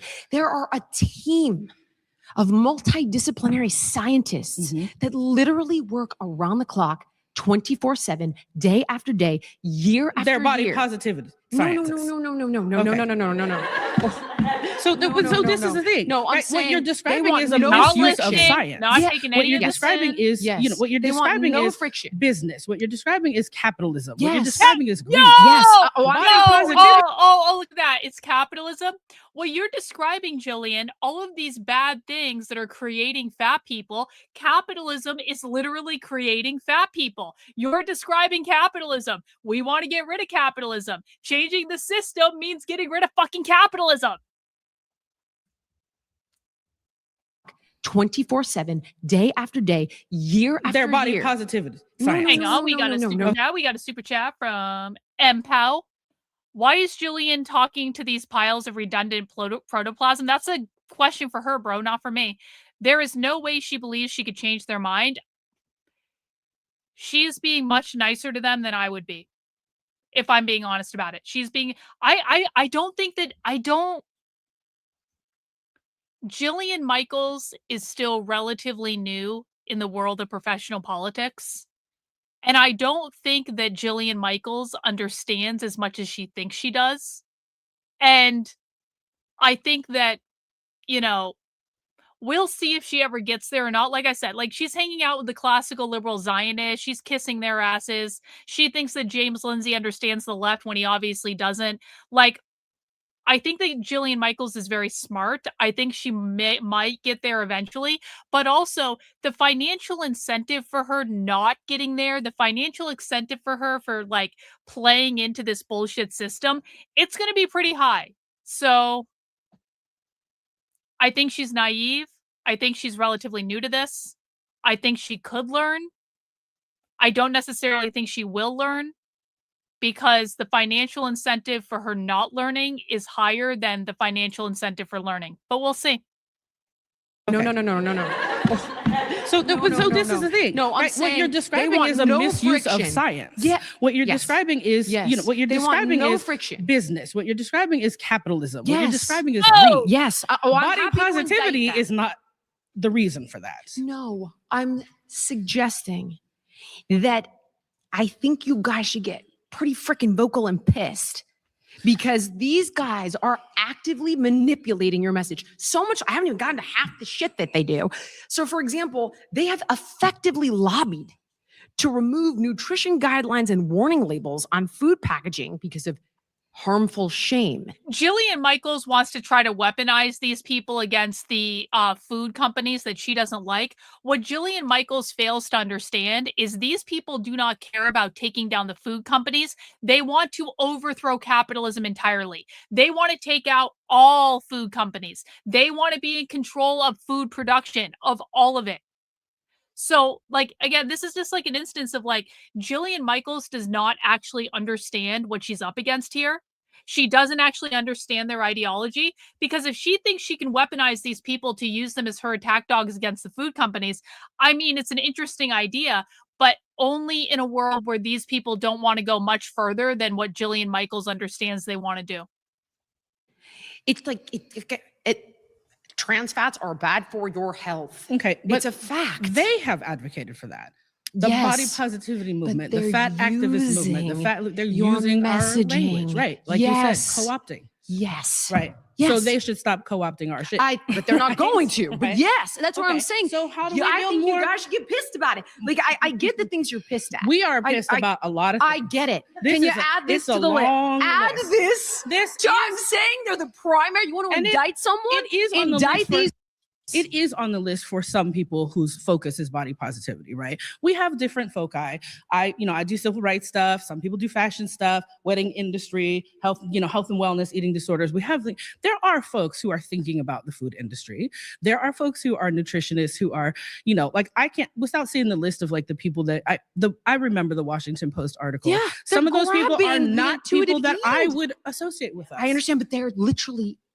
Many of them are certified in intuitive eating. Okay, but like they're not Abby Sharp. Okay, but that's not health at every size. Intuitive eating is not a health at every size but principle. that's part of my problem with the movement is that it's like, oh, but it's not that part. But it is that part. You're all saying of our it. problem is that we conflate that all the things get conflated. I'm not saying it's your but problem. You're conflating I'm some of the saying things. I'm saying my issue is that because it's become a patchwork quilt, an amalgamation of movements and voice. Oh, it's an activist. It's a political. It's an influencer. It's a celebrity.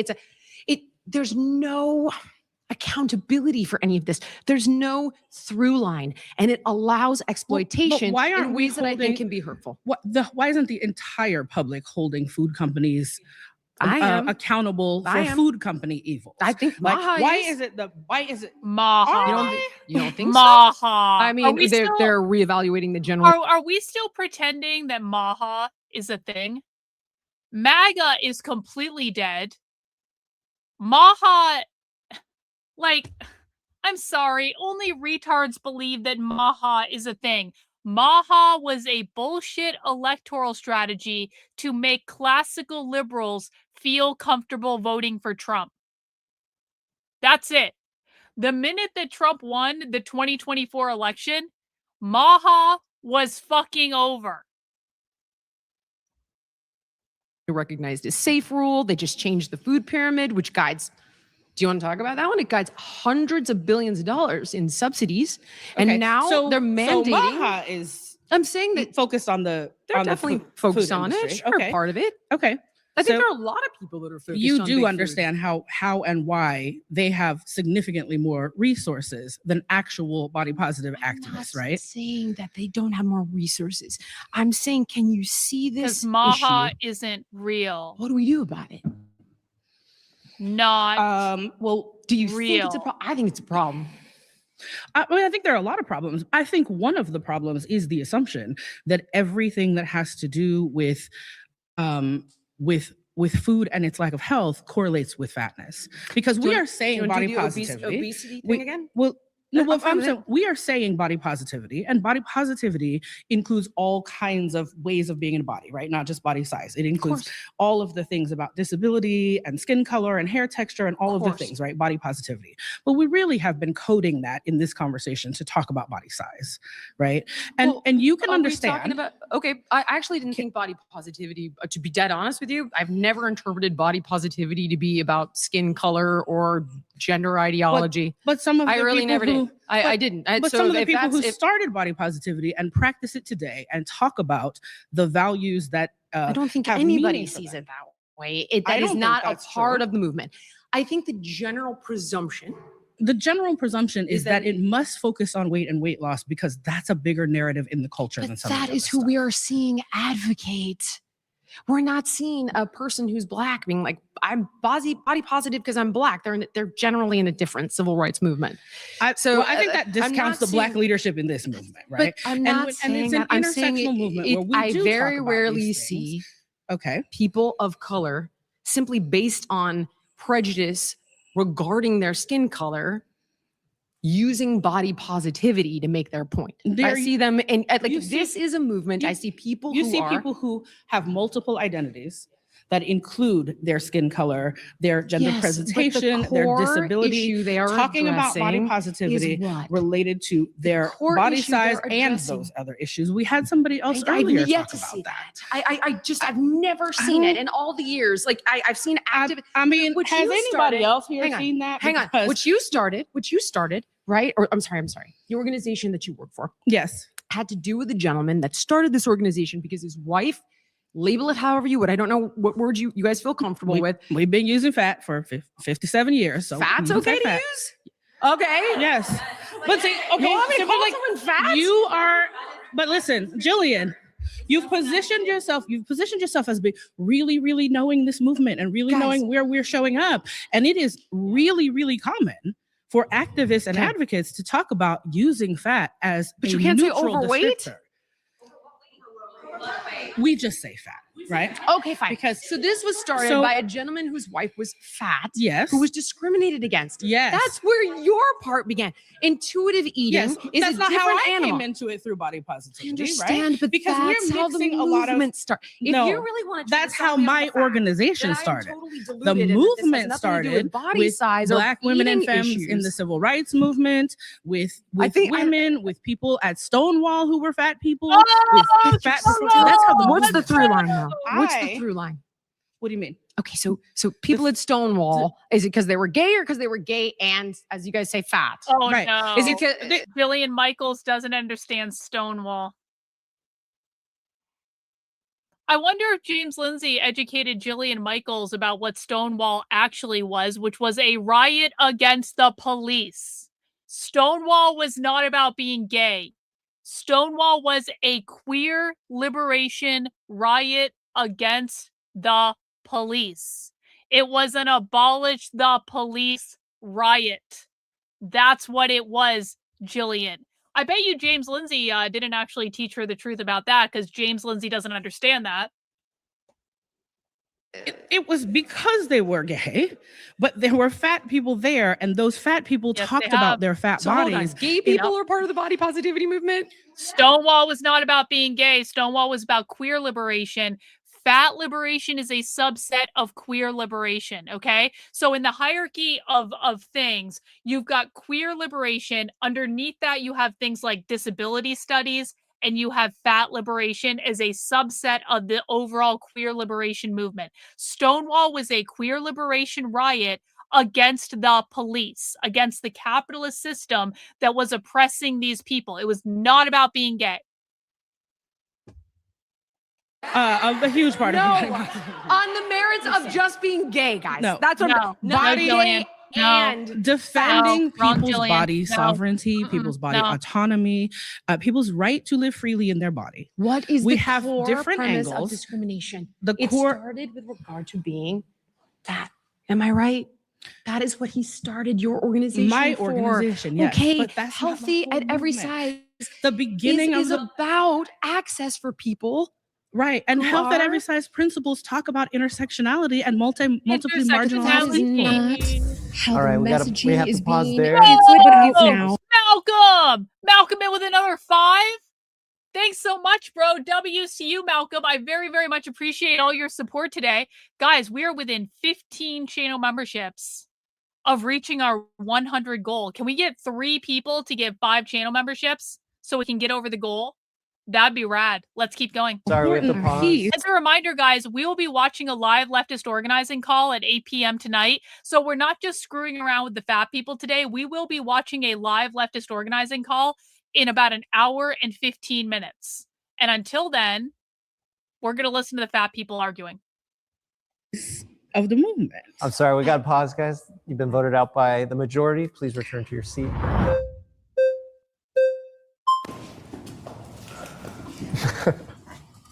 Uh-oh.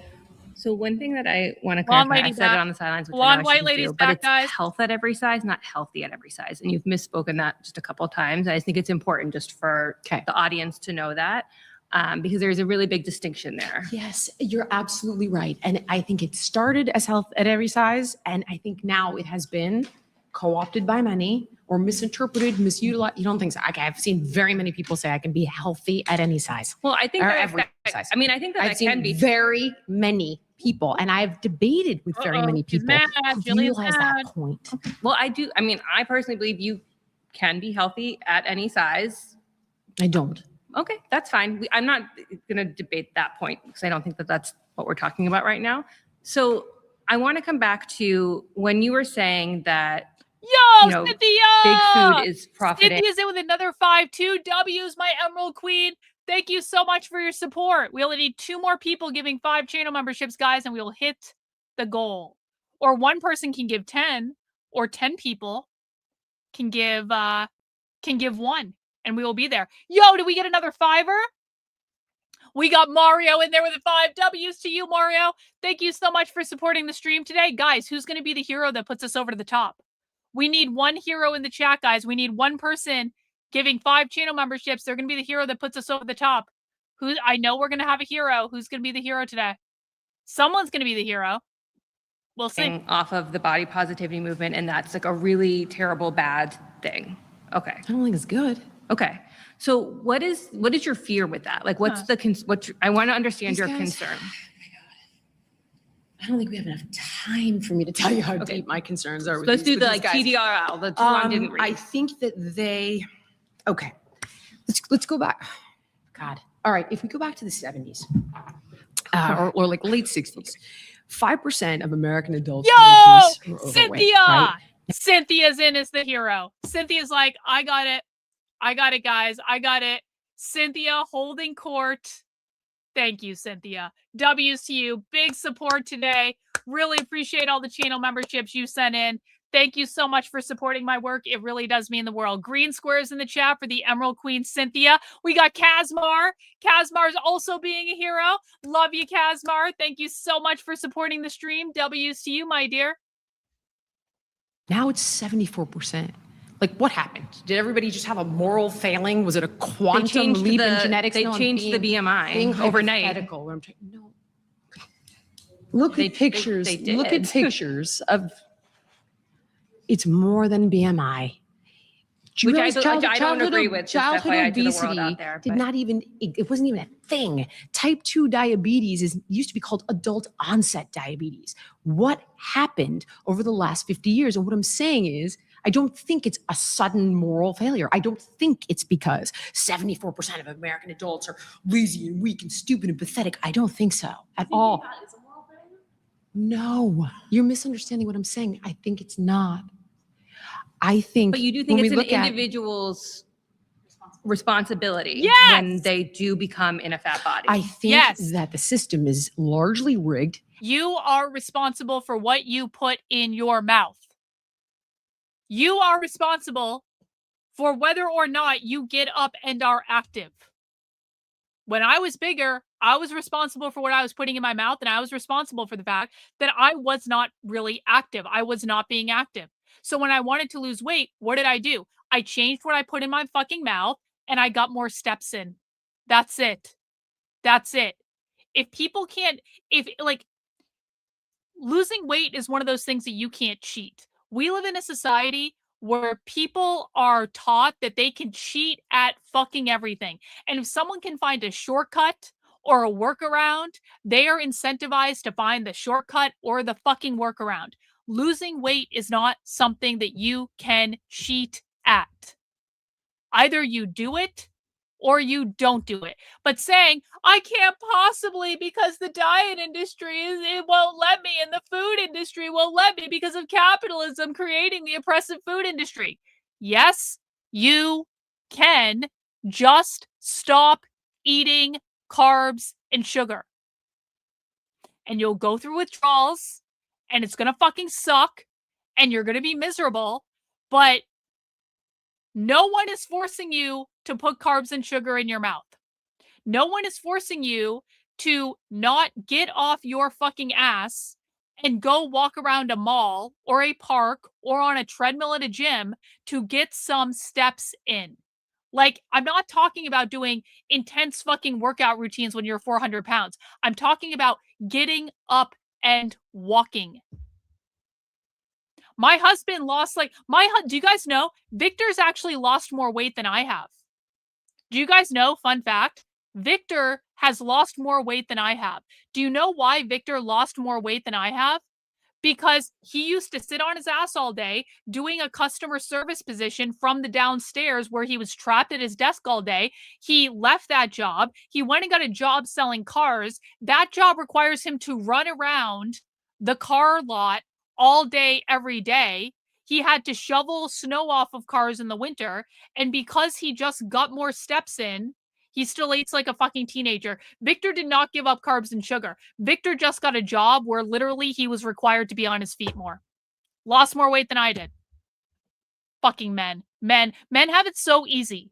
It sucks. Men basically sneeze and they lose 10 pounds and they don't even have to try that hard.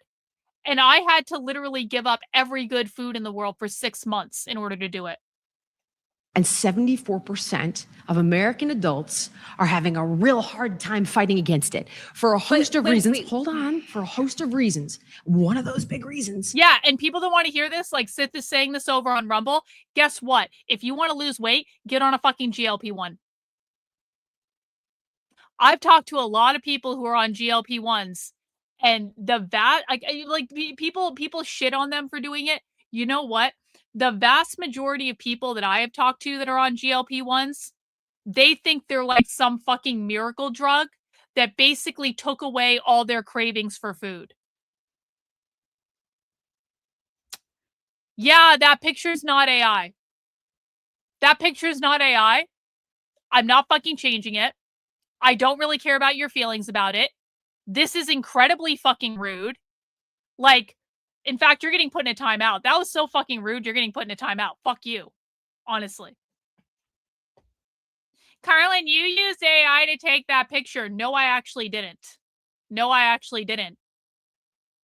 One of those huge reasons is big food. And when you look at... But if big food... Wait, I want to pause you there? Because I know that you're very big in the MAHA movement.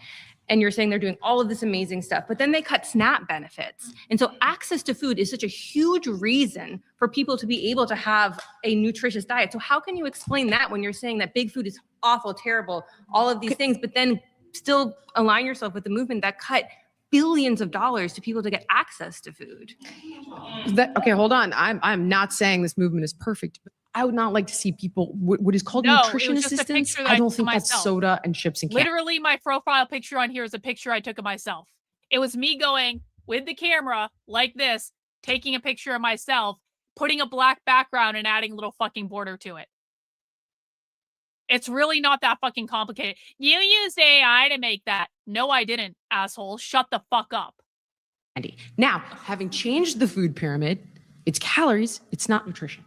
I do think changing the food pyramid has now mandated that access to the foods on the food pyramid is going to make it more available, and it's going to take the hundreds of billions of I'm not changing the cult picture either. I'm not fucking changing the cult picture either. The cult picture was awesome, and it was also made by me, and I'm not fucking changing it. I don't care. People can see and cope all they fucking want. Tax dollars that these guys captured in a subsidy flow. The food pyramid is not about guidance for you, me, you. The food pyramid is about grabbing $600 billion over the past 2 decades to grow ultra-processed food from the shitty-ass GMO crops that are covered in poison that then get grabbed by big food and loaded with more poison and then tinkered with, so you quite literally cannot eat just one. I think these guys are the devil. I do. And, love your and the passion. depth of my Right, feeling about sure. this, unfortunately, like this is what I mean. I don't, if we're going to indict someone, like when you look at intuitive eating, it's awesome in theory. Feel your fullness. You cannot. I disagree with that though. We're out of time. Thank you. My next surrounded claim is that the body positivity movement oversimplifies disordered eating and trauma. All right, whoever wants to be the next debater, get to the chair in 3, 2, 1. Look at the fast people running.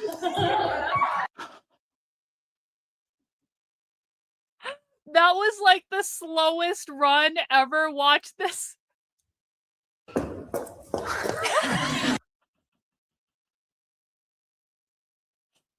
The slowest run in the history of humanity. 2, 1.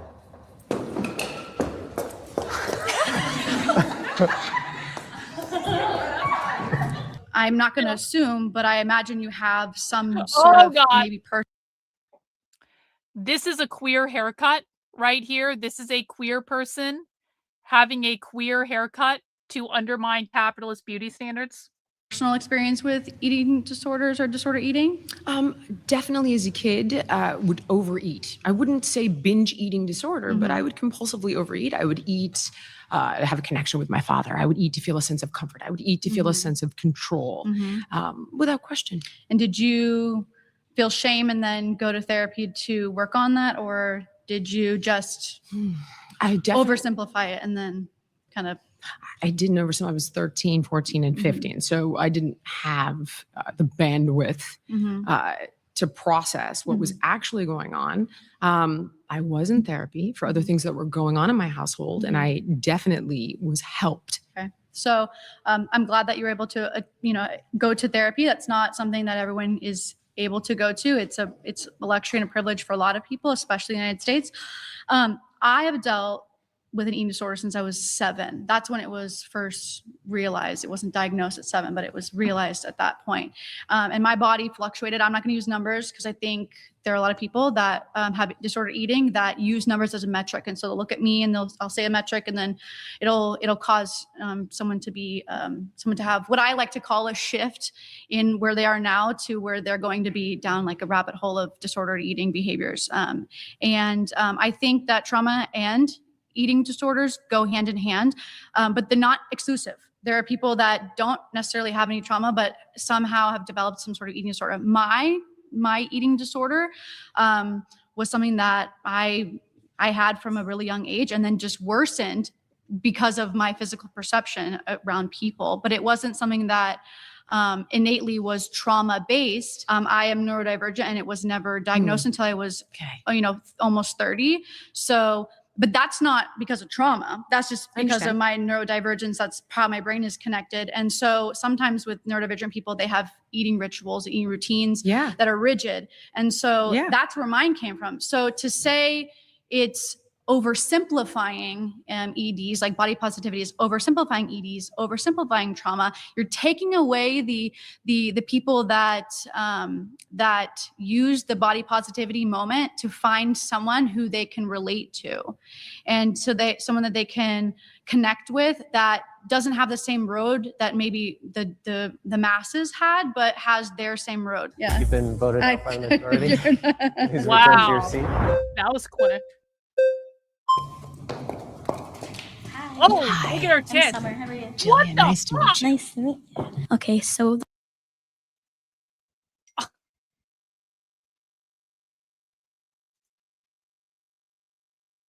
Okay, lady. Okay. All right. the body positivity movement actually got me out of British. my eating disorder, and if British. that's okay, No, I would like to tell you a little bit Irish. about it. Irish. Absolutely. So growing up, I wasn't ever fat. I just have I have large breasts. I have got a condition, basically. I know you're laughing. I'm laughing because that would be my dream. That's No, the only I reason I'm know. laughing. I was like, poor you, Summer. I'm I'm sorry. Go ahead. Not to try to invalidate how you feel. That's okay. That's sorry. okay. Go ahead. So I've got a condition called macromastia. It means that my breasts will just continuously keep growing. So I had to deal with this my whole. Oh.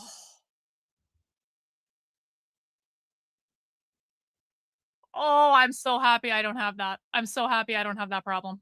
Childhood, and I got like picked on and bullied. This is like an OnlyFans disorder. This is like the only possible career outcome for this person is OnlyFans. How shitty is that? And stuff because I was 8 years old with like double D's.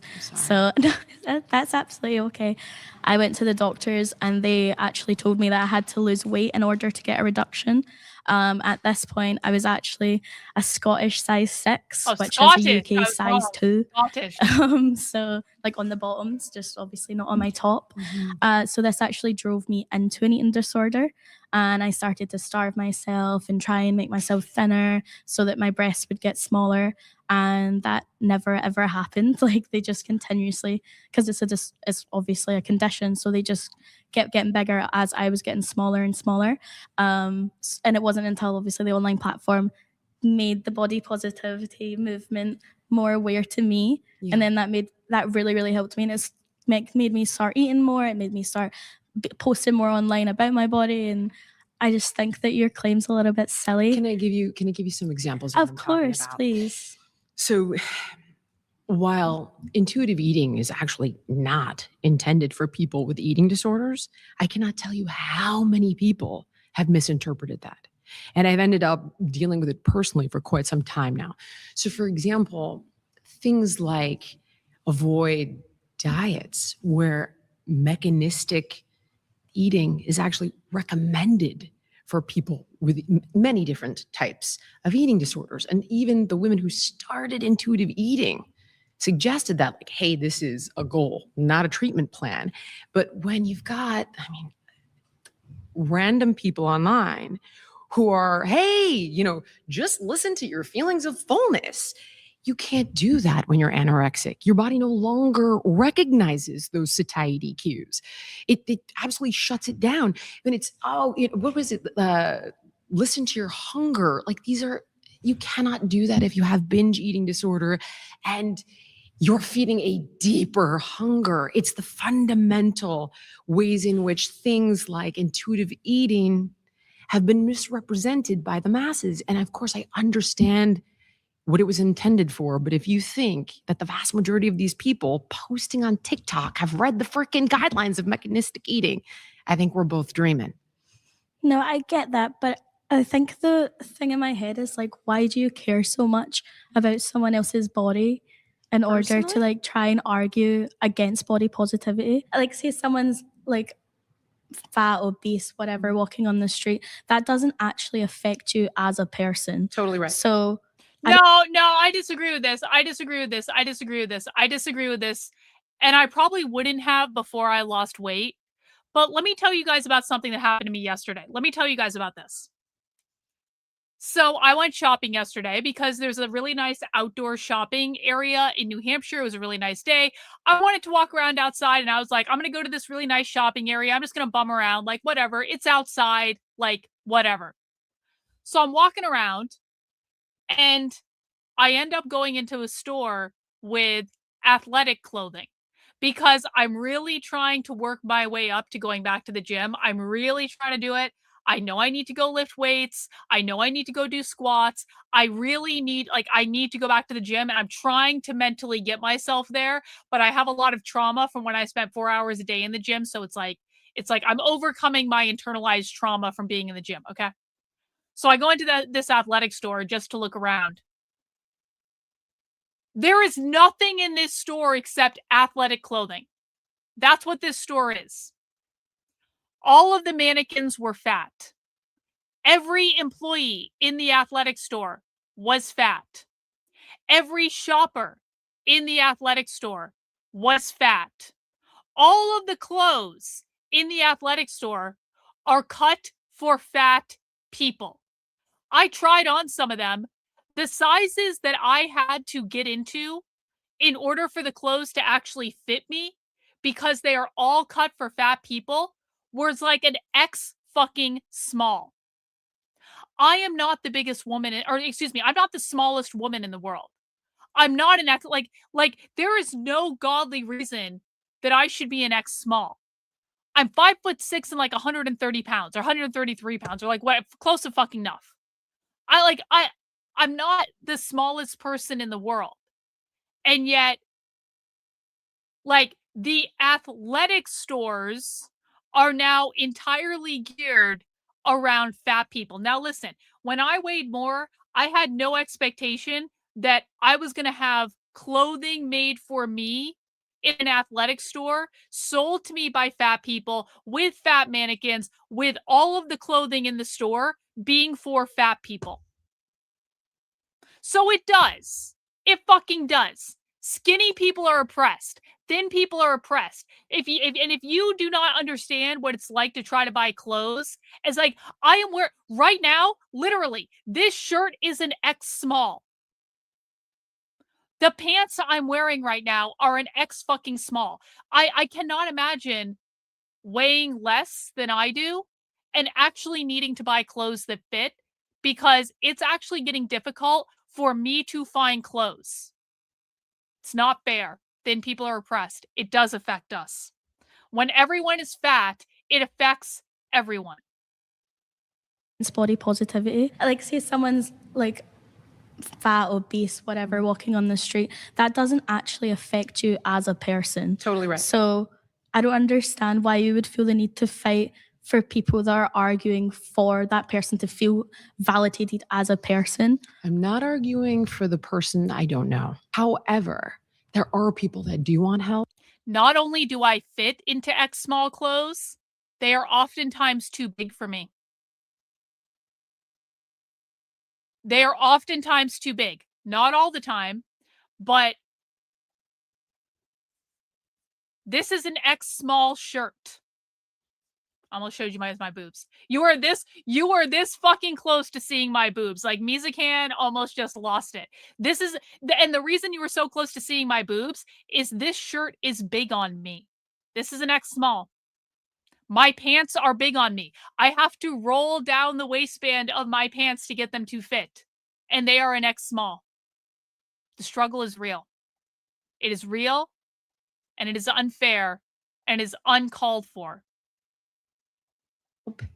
And I think that this can leave them feeling exceptionally confused. And there are many that I have tried to personally help that have experienced feeling misled, misguided by some of the, or almost all of the intuitive eating principles, and they're not being educated on But the you could fact. also argue like the latter. But there are a lot of people that actually want help, and I care that they get the most. But I don't think the efficient body help. positivity movement is like just for obese people, just for people that are drastically need help. Anorexia is It's not for- obesity. So I was anorexic, and the body positivity movement helped me. I know. Do you I not can't think that the body imagine. I positive can't fucking movement imagine being 100 helps pounds. them That's wild. rather than I shaming think them, that- because You that's can't how they fit in get in that anything. place in the first place, with other people shaming them constantly. I'm not suggesting anyone should be shamed. You're completing two different issues. I don't think But that I people. think in one, it's all one issue. It's not though, sweetheart. You're telling me that you think I think shame is awesome. I don't. No, I didn't. I don't. That didn't come out I of my mouth. think that these tools or things like, oh, you know what? It's society, it's diet culture, it's this, it's that, it's bigotry. I like, no, dude. No, it's they haven't probably though. I used to think this. I used to think they scaled up clothes, but I just spent like many hours last week trying on clothes from my closet that were 15 years fucking old, and it's the same sizing. I'm sorry. This is not true. I used to think this was true. I no longer think this is true, because I just went through a whole bunch of fuck-ton clothes from 15 years ago, back when I was this size, like back in the day, and they fit the same. It's the same sizing, and we're talking across a variety of brands. It's not just one thing. It's the same. It's the same fucking sizing. Sorry. Maybe a little bit they've scaled up in some of the brands, but like,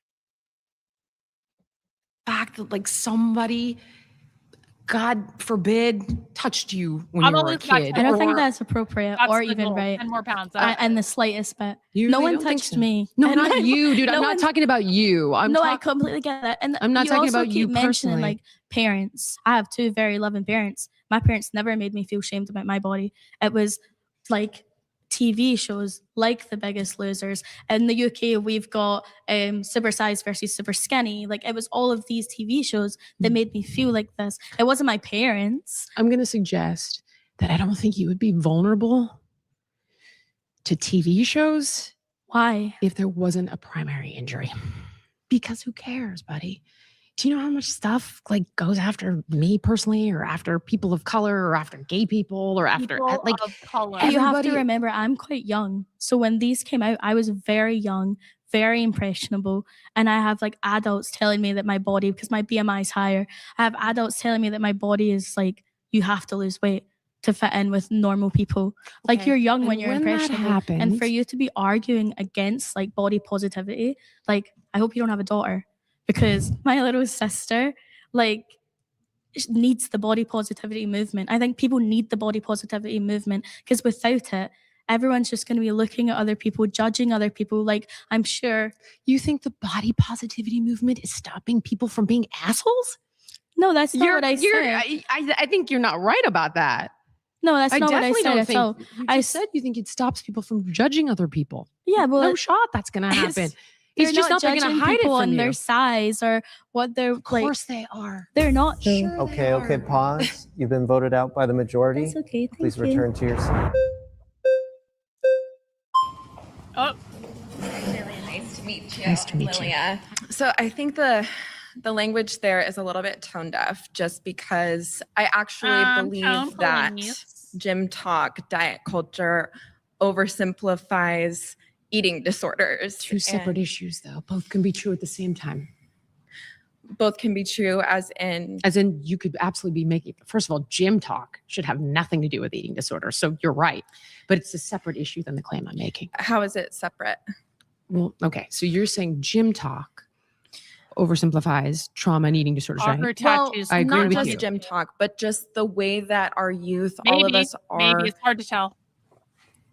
We are all exposed to that. Like, we can't just avoid it. And you can. When you It's still a separate see, very issue, easy to avoid any. I'm trying to say that the ways body positivity suggests people deal with body issues and trauma is an oversimplification. And it has to do with things like intuitive eating principles that get misrepresented by influencers.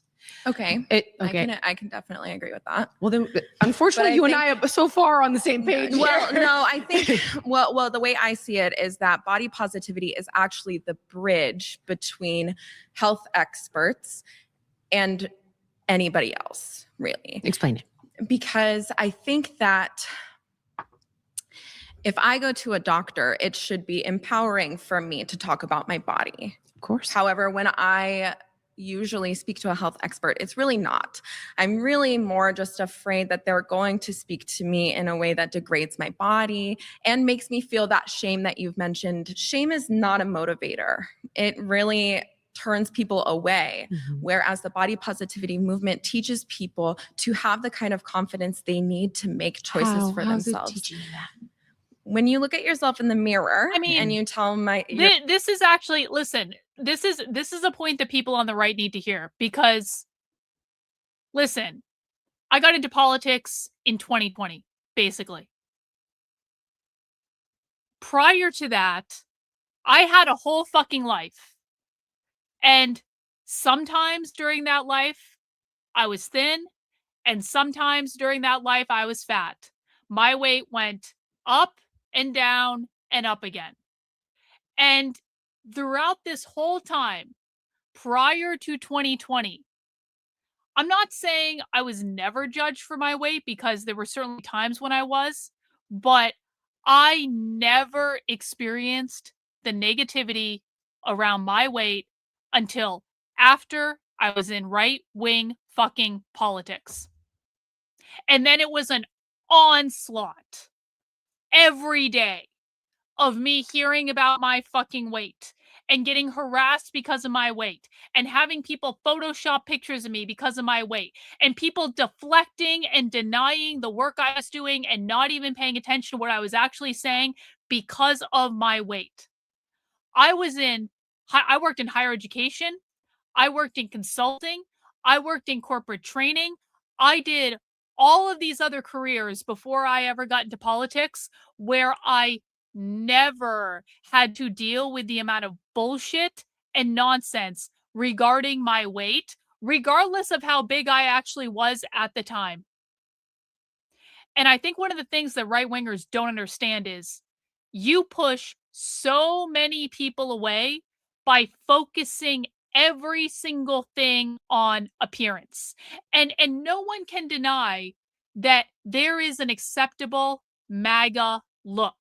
And the MAGA look for women is you will have plastic surgery and big hair and wear the appropriate tailored suit, not with the pants because you can't wear pants on MAGA, but you have to have a skirt and a jacket and a scarf, and your makeup has to be done like you're in a fucking beauty pageant, and you have to have your tits out. Like, there is a MAGA look that you are, if you do not adhere to it, and God forbid you have tattoos. God forbid. And by the way, I've started blocking anyone who gives me shit about my tattoos.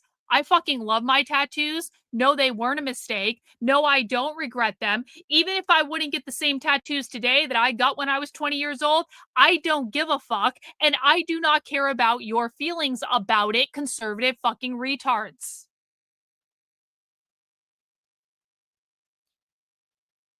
I watch a lot of the fat liberation stuff just because it's interesting and funny to me. They don't treat people like this. And if the prevalence of fat people is so overwhelming that literally entire athletic stores are dedicating their clothing lines to fat people instead of to fit people, this tells us there are more people that are going to be on their side that are going to be on ours. And I'm sorry, but like, you are fucking delusional if you think the right is a more positive place for fat people to be than the left. On the left, they will accept you no matter what. On the left, they will make you feel good.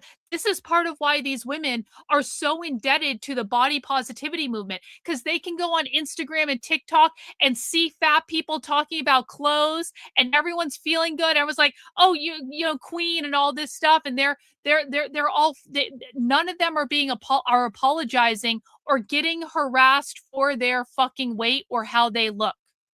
It is a much more pleasant environment for them to be in. They are accepted. They're told you're beautiful. They are given strategies for looking what they feel is like nice in the clothes that they have to wear. And it's like, you want to give these people a choice between the left or the right. The right is telling them they need to get plastic surgery, look like a fucking inauthentic plastic fucking Christy gnome, wear a certain thing. You're not allowed to have tattoos. You're not allowed to do anything fun with your hair. You have to adhere to this look. If you weigh over a certain weight, you're going to be harassed relentlessly. And then God forbid you lose the weight. They're going to say, Ozempic, Ozempic, Ozempic, Ozempic, Ozempic, Ozempic, Ozempic, Ozempic, Ozempic, every fucking day for the rest of your fucking life. That's option number one. Option number two is you are welcomed in.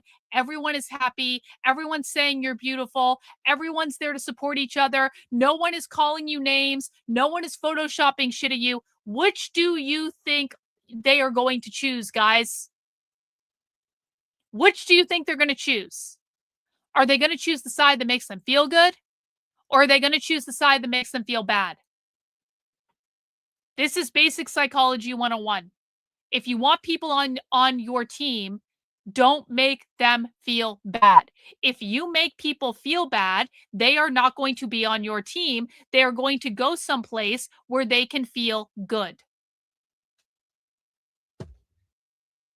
Yourself, I'm ugly, I'm fat, I'm gross. I don't deserve to be, alive. To like, some people get to that extent, right? I understand. When you do that to yourself, that is not going to motivate you to then go make the choices that I think we all know are healthy for us. Totally agree. Which doesn't. Then what's the next step, though, dude? I think that's what we're here just to, looking in to the speak mirror about. And I saying, think that's actually, I'm healed. So that's not what body positivity. That's not what body positivity is. Body positivity is promoting the healing of said wounds. This is where I'm telling you it's an oversimplification. It's not though. Tell me how.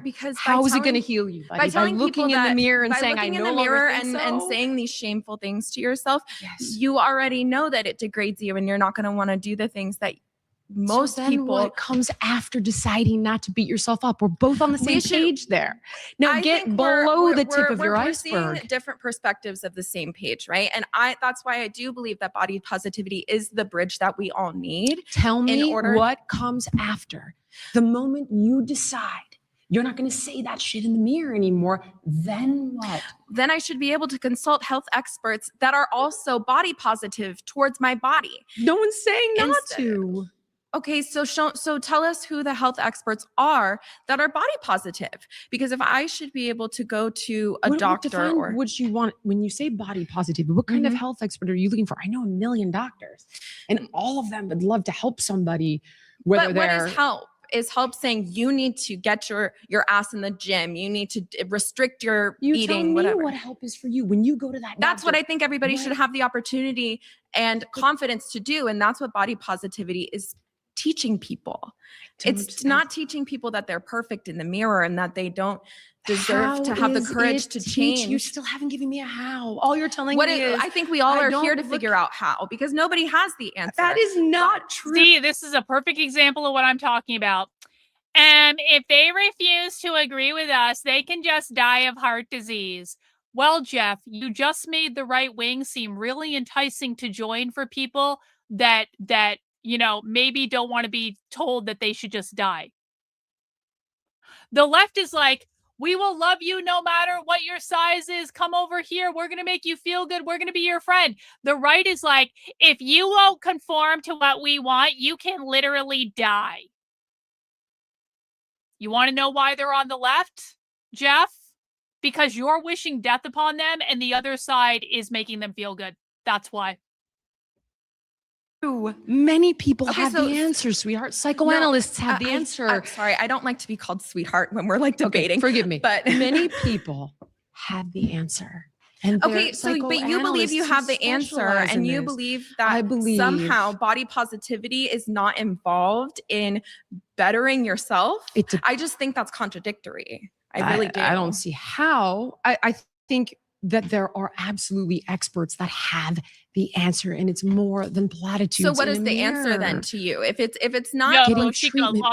Thanks so much for the super chat. Are you clinically healthier now? Fuck your feelings. What does your doctor think? Are you asking me, or are you saying in general? I mean, I haven't been to a doctor in fucking years. Like I do not trust doctors. This is probably too much of it. I do not trust doctors. Actually, I really don't. I don't trust doctors at all. So I have no fucking idea. I have no idea. No idea. Probably not the way I should be doing things, but that's what I'm doing for right now. I have no fucking idea. I feel fine. That's really all I care about. With a person who's gone to school and specializes in this. That would be great if you feel welcomed and comfortable in that person's space. There are many experts in the world that would welcome. But especially ones that specialize in this category of medicine. But in this category of medicine, if there's not room for body positivity, because I mean, legitimately, I actually agree with the fat positive people on this one. Legitimately. I think a lot of doctors are really shitty fucking doctors. And so I'm actually on their side on this. I think if a lot of these people go to doctors, they're going to get misdiagnosed and told everything is just because of their weight when that's not necessarily true, which makes them fucking hate doctors. Then I didn't say that's not the claim, is that there's not room. I said it oversimplifies. It oversimplified.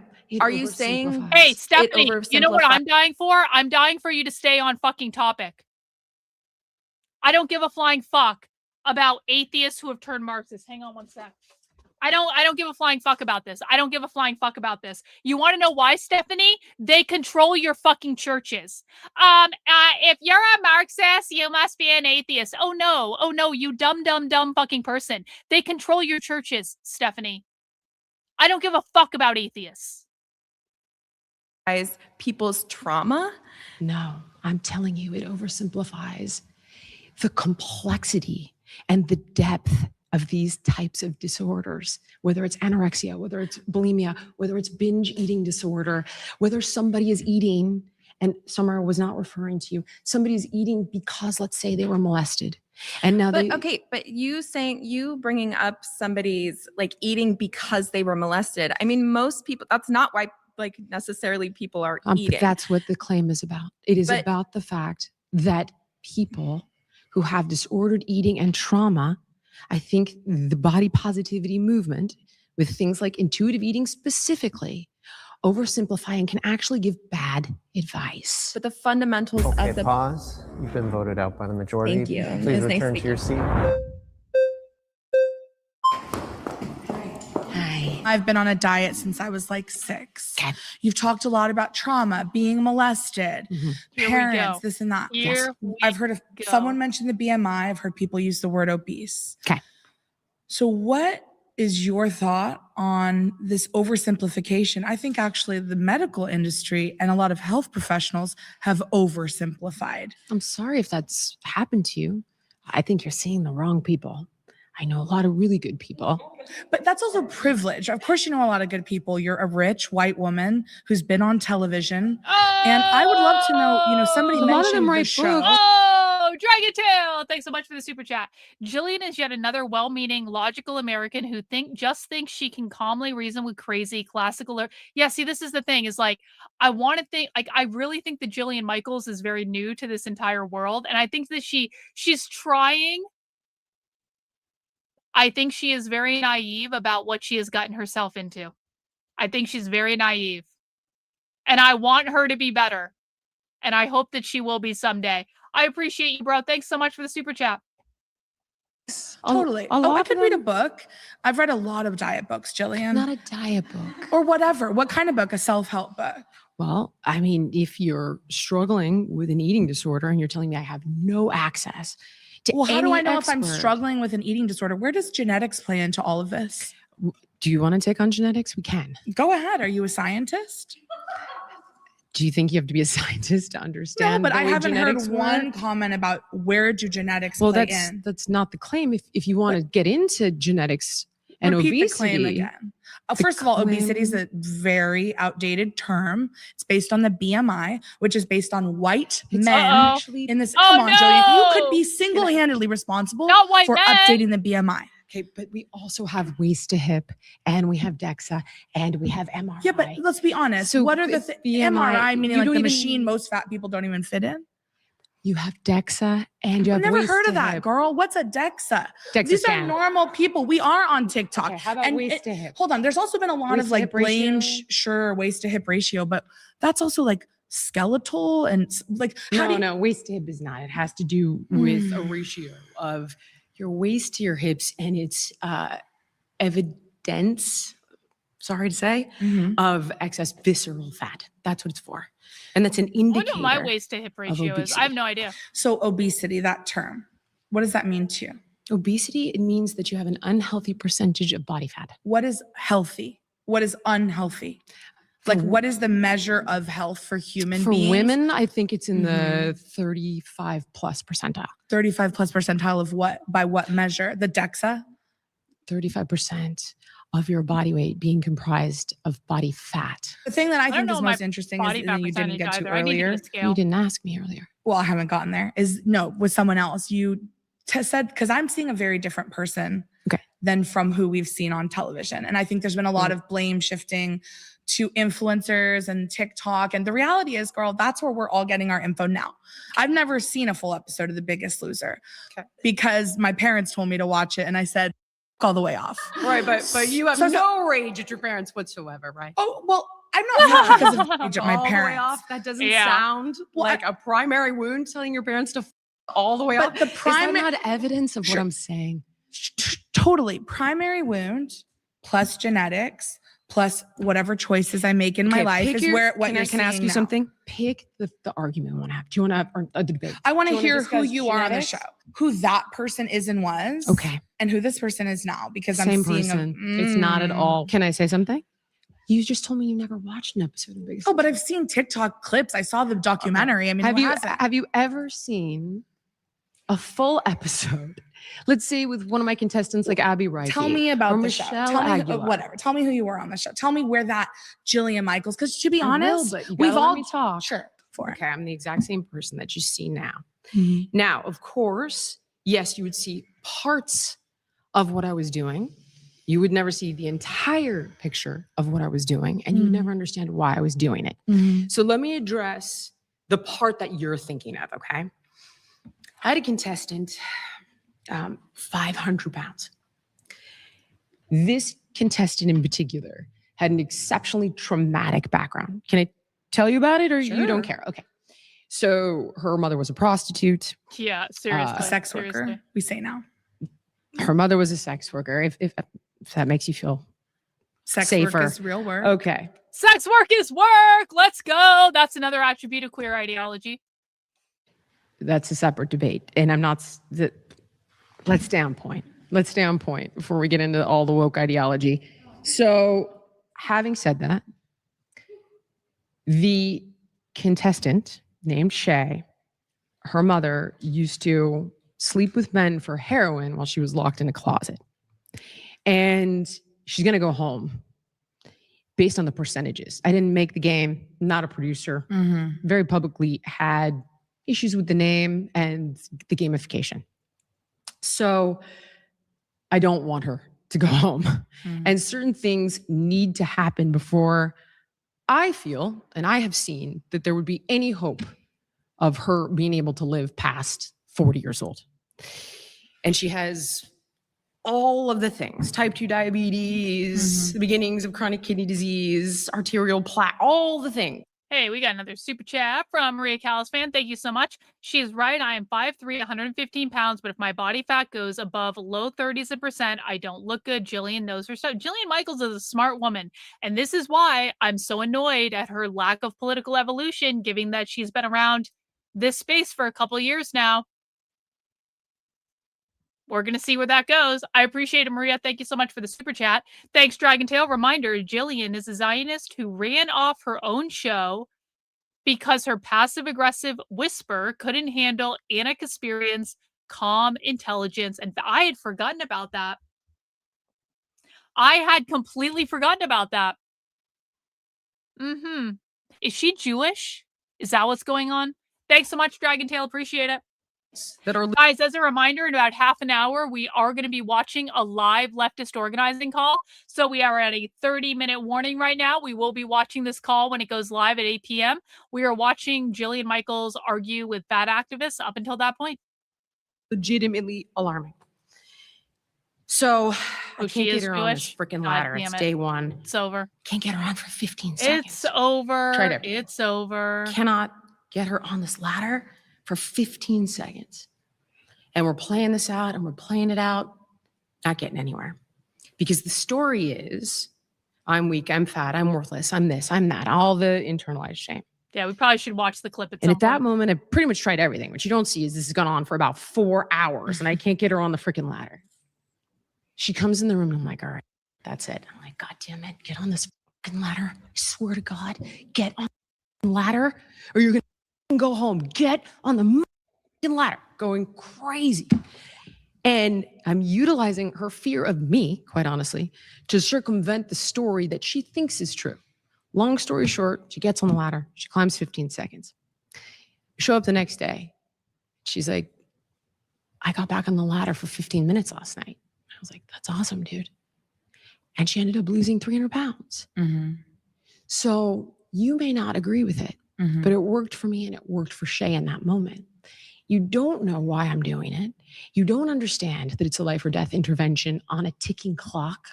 You don't understand all the other things I've tried. So I kind of don't care what you guys How much think. of her weight did she gain back?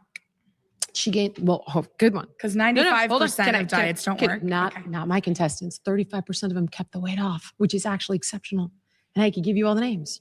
If 5% are able to keep it off, there are obviously a myriad of reasons as to why that's the case. But if I had a 35% success rate, can you at least concede that maybe I'm doing a little bit better than the norm, than the baseline? I can agree that the #1 celebrity trainer in the entire world has a success rate That I can concede You to. said keep it off. They kept it off. I got the weight off. 30% of people that went on a public TV show. All right, we got to pause there. We are out of time. My final surrounded claim is that the body positivity movement is fundamentally disempowering. If you want to be the next debater, please get to the chair in 3, 2, 1. Oh, a man. Or is this a trans? Hi, nice to meet you. Hi, Zane. What form or what do you mean it's disempowering? Okay. Well, I perceive it as follows. First, Form or what do you mean? 1 for man, 2 for trans. I don't know. 1 for man, 2 for trans. Mean it's disempowering. Okay. Well, I perceive it as follows. First, it's externalized shame, as opposed to appreciating that this is something that does arise within. And if you'll hear me all the way out, I think I can illustrate that for many, it is actually a choice, which I know sounds shocking to you, but just stay with me. So it externalizes it first, and then it invalidates it right off the top, right? It's bad, it's evil, it's this, it's that, instead of like, what can we explore? What can we learn here? And then it replaces it with things that I think are platitudes and really difficult to believe. Like, oh no, I'm perfect, I'm beautiful, this, that, but it's not so easy to just believe those things. There's a lot of work that comes along with believing those things. So it can feel like gaslighting. And then the last thing is like anybody who tells you otherwise gets framed as a victimizer. And concern can be... Yo, Chico Logo. Thank you so much for the super chat. Doctors are sketchy, yes, but simple blood work is revealing. Maybe so, but I'm still not going to go do it. Probably should. Probably a bad call. Not going to do it, though. Thank you so much for the super chat. Appreciate it. Shut down where I think it might be necessarily appropriate. So the way I would handle shame would be very different than the way I perceive the movement handling shame. And the same with acceptance. I think acceptance is key. But when I look at acceptance in terms of helping people, I like the serenity prayer best when it comes to Alcoholics Anonymous, right? So it's, God, give me the strength to accept what I cannot change, right? Give me the courage to change the stuff I can, and give me the wisdom to know the difference. I don't see 2 and 3 in the movement, but if you can illustrate it for me. Yeah, I like to kind of like just share my personal story. Please. And I do want to share, and I think it's important that at my biggest, I was 335, which, you know, that's my story. And body positivity has given me the confidence to, in my opinion, appropriately lose weight because I've lost 80 pounds. That's amazing. I don't think you have to do that. That's, you know, a personal choice. I think it's all about body sovereignty, more about not just losing weight. It's about what fits in your body. What are the best health choices for you specifically? It's different for everyone. Everyone has different goals. If it's building muscle or losing fat, or also just increasing their mobility. I mean, I go to Pilates and yoga, and it's great for those kind of things. It's super fun. But I think for me, that body positivity was the one thing that really helped me feel comfortable in my body. And what I can say is, and I see body positivity as, of course, you know, just welcoming who you are, accepting your body. And because I was able to do that, I was able to, you know, identify what I wanted to do with my body, and that was to lose weight. Again, not something that you have to do. And I did it in a way where I appreciated myself. I appreciated my body rather than this inspiration of hatred. I think there's some people that are inspired by the hatred of their body, and that they'll lose weight even at a rapid pace, losing like 30, 40 pounds a month, which we know is not healthy. You know, sometimes like losing like, yeah, right. The average person, yes, I agree. I think people agree that, or I've seen like, you know, 5 to 8 or 10 pounds a month is kind of what you want to do in a healthy, like rapid, a way to lose weight. And I think sometimes if you're doing too much, that's when it can realistic. And it can become unsustainable if that can Absolutely. happen. So that's kind of what I would say. And because body positivity was such a gateway for me to accept my body, that's how I think it's so appropriate and just so amazing for people who, and like you said, they are doing the work, maybe not necessarily physically, but I think that there is a mental component they have to address, because without that mental component or that mental work you're doing, again, maybe they're just exercising or losing weight or whatever it is, or changing their body, altering it out of shame rather than, you know. My concern is that when I've worked with people who are obese or overweight, they don't appreciate, they feel victimized. And by the way, they have been victimized at one point or another in their lives. But if I cannot show them that where they are now is ultimately their own choosing, then they're fundamentally disempowered to make a different choice. So hear me out on True. shame for a second. So the movement is like, diet culture does this to me. And, pick your, I have a whole list of stuff that, beauty standards does this to me, media does this to me, all these different things do this to you. To me, that is a screen, it's a projection for when you actually first felt unloved, unsupported, not validated, right? True. And it's so much easier to say, like, Victoria's Secret is me, instead of my mother never came to any of my sporting events. My father was an alcoholic who never showed up for me. All of these different primal wounds that occur when we're making about this shit on the outside. Who gives a fuck about Victoria's Secret, dude? So then on top of that, right, what I think most people don't appreciate is that we end up choosing shame, not consciously. Have you ever heard the quote, "I'd rather be a sinner in a world with a God than a saint in a world without one"? So in this analogy, the sinner is the child and God is the parent. All right, pause. You've been voted out by the majority. Please return to. So wonderful. Okay, it was a pleasure, and thank you for sharing your story. Man got voted out by the women. Oh, good. I've been waiting for this Hi. one. Lovely to Let's meet you. go. Let's go. So you said something about being inherently disempowering because you don't believe you can make changes, right? Am I No. I'm suggesting that there is no framework. There's no, now that we've accepted where we are today, what can we take responsibility for and how can we take action? Sure. So are you familiar, you brought up a quote of your own. Are you familiar with the quote, "To those accustomed to privilege, equality can feel like oppression"? Do you No. understand how weight is interactive and intersectional with all these other identities? When somebody is a fat person, it I knew it. You could look at this person and know we're gonna hear some crazy leftist shit come out of her mouth. intersects with other aspects of the world that have marginalized them. Give me examples. Example of a person, or No. Of how you're feeling. How ways you feel marginalized. Yeah, exactly. Well, yes. So that guy that they just voted out, he was a reasonable person and he lost weight and he committed the cardinal sin. Because in the world of fat liberation, if you are engaging in diet culture, you are giving in to capitalist beauty standards. And so he was not a true believer. He was not a comrade. He was not on their team. He was like something that didn't belong. And so they voted him out, and now they put a, fat liberation queer in there to talk about intersectionality. And who are you speaking for? Anyone. I don't think it's about a specific person. I think when you say that it is important to take responsibility for what you can change, you seem to have acknowledged that at the beginning, at that first stage of acceptance or of understanding, that you are trying to acknowledge that you can't hate yourself into a version of yourself that you can love. No, not really, no. You can't. But what I do think, hear me out, I do think that when you are feeling pain or shame, it is a signal to explore.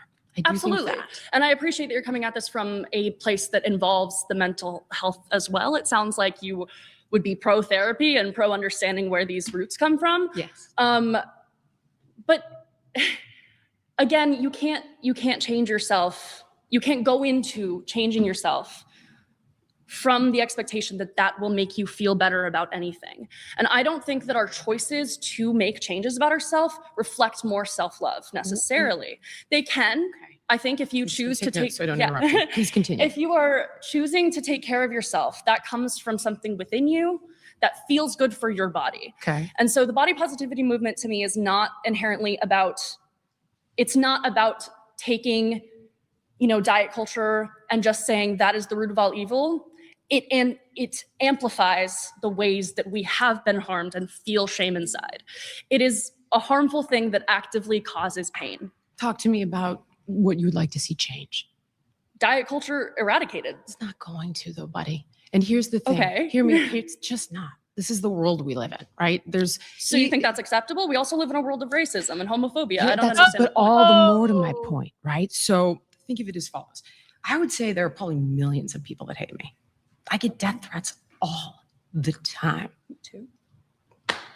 oh, well, it is what, but wait, just So hear me that out, is just the hear me same, out. what you No, saying no, no. there is Here- acceptance. Let me finish my thought. What I'm telling you is that I don't define my worth on the ways in which external. Absolutely. Okay, No, fully agree with you because there. I can't change that. I can change how I respond to it. I can change how I feel about it. But you are trying to change the world because something I think the is, world needs to be changed. and it does, but we can't rely on that for your feeling of well-being. You're right, but we shouldn't rely on validation that we are thin enough either. Who's relying on that? Plenty of people. Do you realize 74% of the country is overweight or obese? All right, pause. You've been voted out by the majority. Please return to your seat.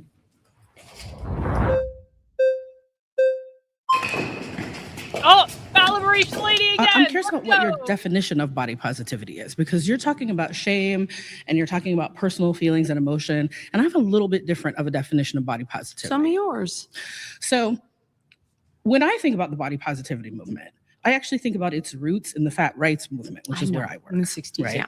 In the 60s, I run NAFA, which is a fat organization that was founded in the 60s. Got it.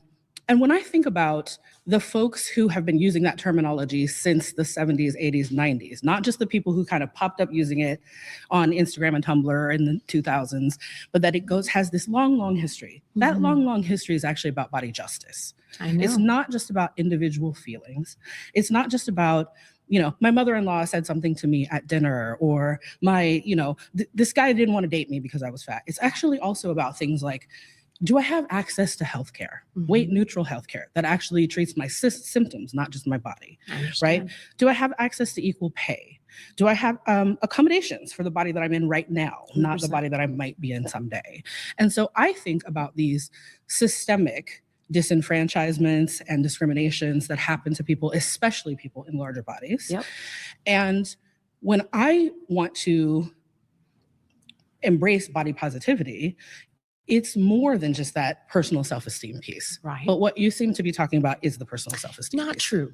That's not just what I'm talking about. And I'm not going to disagree with you on any of what you just said. I'm well aware of where this started. And it was, I think, a gentleman that was pretty upset about how his wife was being treated, right? And he started it. I do know that origin story. I do know a lot about it. In my opinion, there's no question it has been co-opted. And when the vast majority of your TikTok influencers don't know the origin of your story, and those messages are communicated in 15-second memes, then you own meme consequences. And that's where I take umbrage with it.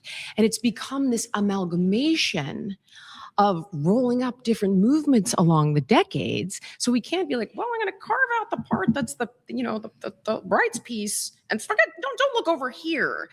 I look at it in its entirety, and there are parts of it that I take umbrage with. That's how I feel about the health and wellness industry, right? That's I look fair. at it in its entirety. fair. There are parts that I take umbrage with. And when you introduced yourself, you talked about being a health advocate. Does your advocacy include making sure that people are not discriminated against? Without question. So how I do you never do that for advocate people for in that. larger bodies? Well, personally, I don't get involved in that kind of policy outside of what I do in relationship to big agriculture, big food, big pharma, big insurance. That's my primary focus when it comes to policy. To be dead honest, I think you probably do a better job in this area than I do. But I would never, ever disagree with you here. I would cooperate with you in any way you ask me to. So would you say that it should be against the law to discriminate against people based on their body size? Unquestionably. So why don't we see more fitness and wellness advocates asking for that? I'm happy to ask for it. I'll ask for it right now. I didn't know that you thought I wasn't for it. Of course I feel that way. Well, I didn't know your personal view on the laws specifically or public policy specifically in this particular civil rights way. But certainly, would you agree with me that your industry is not like, we don't see a bunch of fitness professionals coming out and being like, hey, we should actually talk more about the way that people are discriminated against, instead of, hey, we should actually talk about how those people should lose weight if they don't want to be discriminated Absolutely against. fair point. Thank you. I mean, listen, if we're going to make it illegal for people to discriminate against fat people, we also need to make it illegal for fat women to discriminate against people who are not fat. Because again, this is like one of the biggest things that I've noticed since like losing weight is I am treated better by the majority of people, the vast majority of people, except for fat women. Fat women will ignore me when I'm in a store and they are working there and they are supposed to be providing me with customer service. Fat women will give me an attitude when they are responsible for something that I need, but they don't want to do it because they don't like the way, like it is so fucking pronounced. So yeah, fine, make it illegal to discriminate against fat people, except for on airplanes, to be honest about it. Except for on airplanes, because they shouldn't get to sit in my fucking seat. They can buy 2 fucking seats and I don't give a fuck.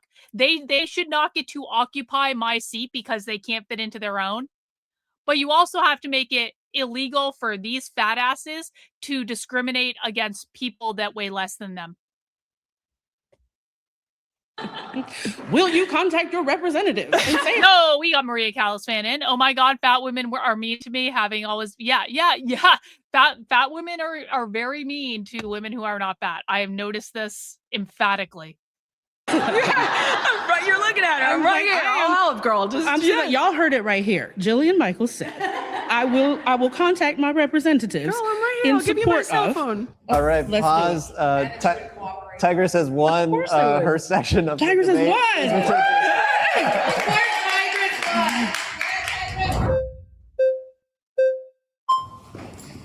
Hi, my name is Rachel. Nice to meet you, Rachel. A little bit of background on me first. I'm a personal trainer. I would consider myself a advocate for the body positivity movement, not particularly an activist, but somebody who supports all bodies being in the fitness industry.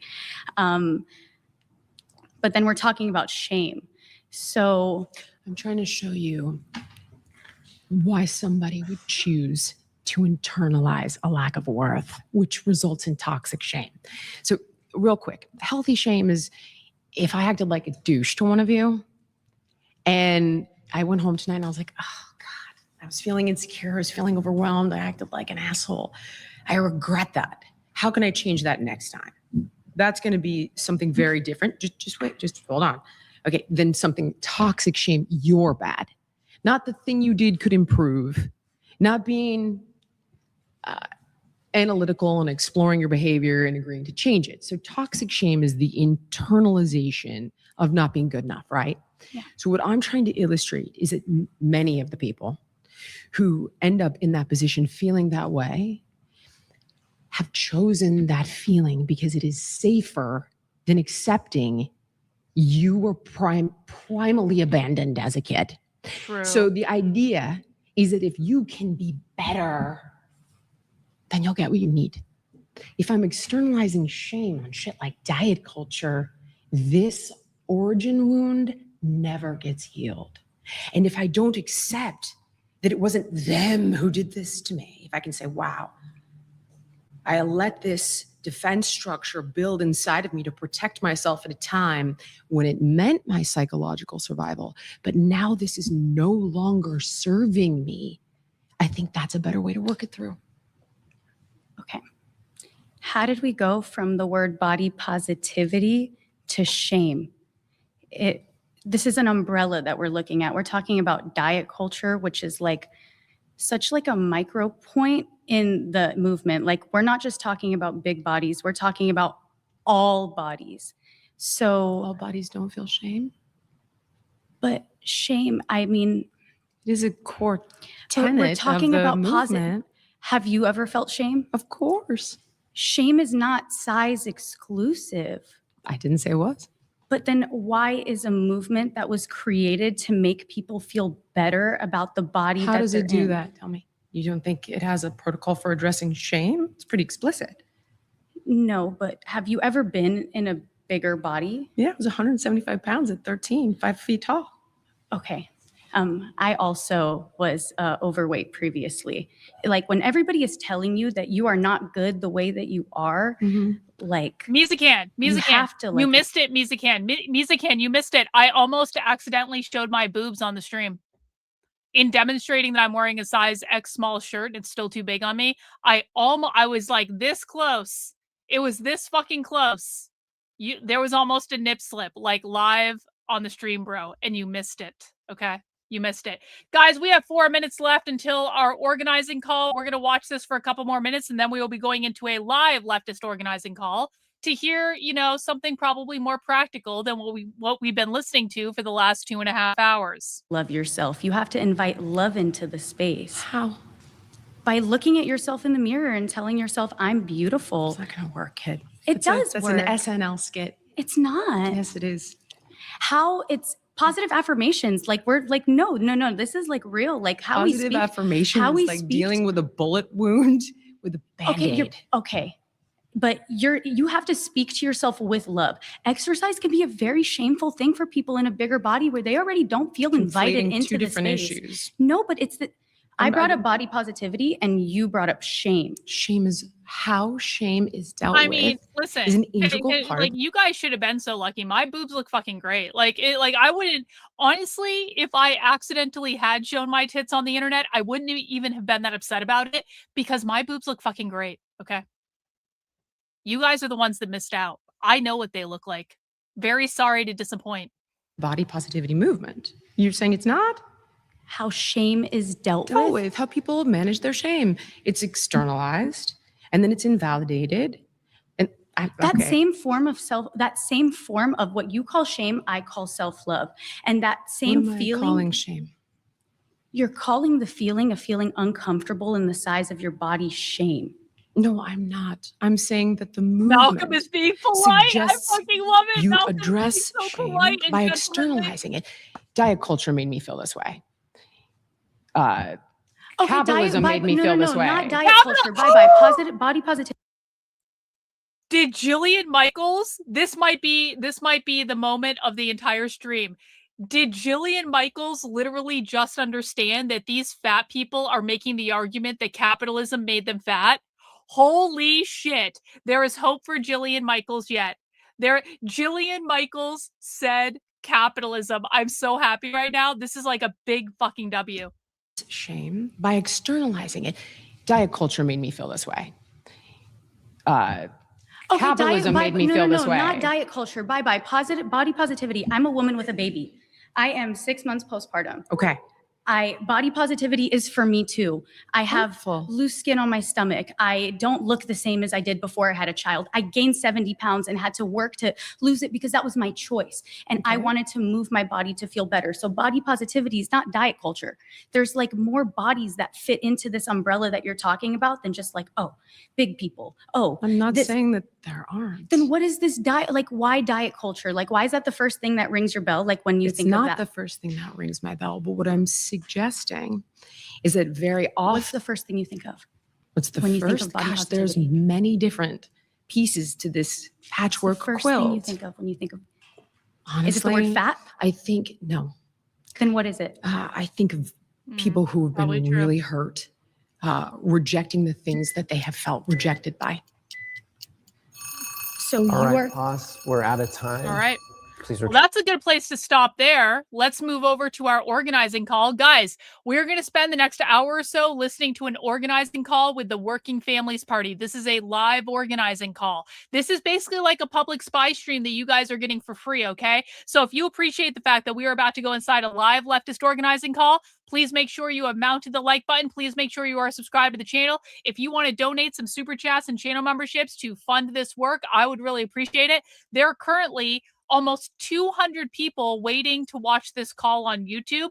They probably all also have like a Zoom somewhere. So like there's probably a Zoom meeting happening where there are many, many, many more people in the Zoom, but they're broadcasting it to their YouTube channel, which is where we are going to watch it. Working Families Party is a reformist socialist organization. They get people elected to local office. They're like the DSA, except they're a lot smaller, and they just started the stream. So they will be starting soon. This is a call called Organize for Road to Victory. We pulled off an expectation-shattering Working Families Party trifecta in Michigan this past Tuesday. AIPAC, crypto, and corporate super PACs spent tens of millions trying to defeat Abdul al-Said, Will Lawrence, and Donovan McKinney. But after months of attacks and millions wasted, they lost. Our work is not done. Those same deep pocket corporate interests are trying to stop us again in November. This is their organizing call for how to get each of these people elected. They are all socialists. They are running as Democrats, but they are all socialists, and we should keep this in mind. They are reformist socialists. Again, it's like the DSA. same idea, getting elected to office to push incremental reforms over time to abolish the capitalist system. So their audience is growing right now. So we're going to see what this call's about. I will do commentary as I feel like it, and we'll keep the live chat up so you guys can see the chat on the screen. Please do not go over there. Please do not cause problems. Please do not be disruptive. Do not raid their chat. Do not shitpost in their chat. If I see you causing problems in their chat, I will ban you in my chat. We don't do that. If you have stuff to say it over here. But we do not disrupt what they're doing. We observe them. We do not disrupt them. We do not insult them. We do not raid. We do not spam. We do not do any of these things. Say what you want to over here. Stay out of there if you can't control yourself. What this election is also about is an understanding that all across our country, from California to New York and every place in between, working families are standing up and they're saying, enough is enough. This is our America to declare a brighter future for, because the next 250 is for us and our making, of the people, by the people, and for the people. And thank you all very much who made sure that Abdul El Sayed is the next U.S. Senator from Michigan and Will Lawrence is the next Congressman.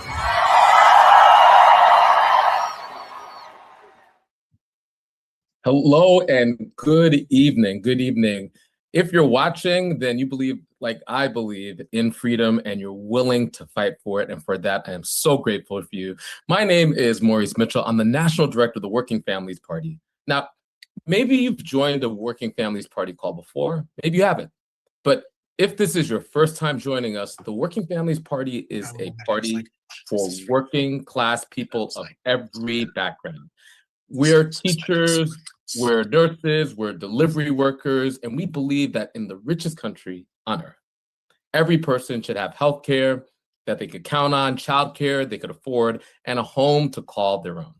And we were so proud to be part of the earthquake that happened in Michigan this past week, where WFP candidates went up against some of the wealthiest people on the planet who spent billions to stop the people-led movement we're seeing rise up all across this country.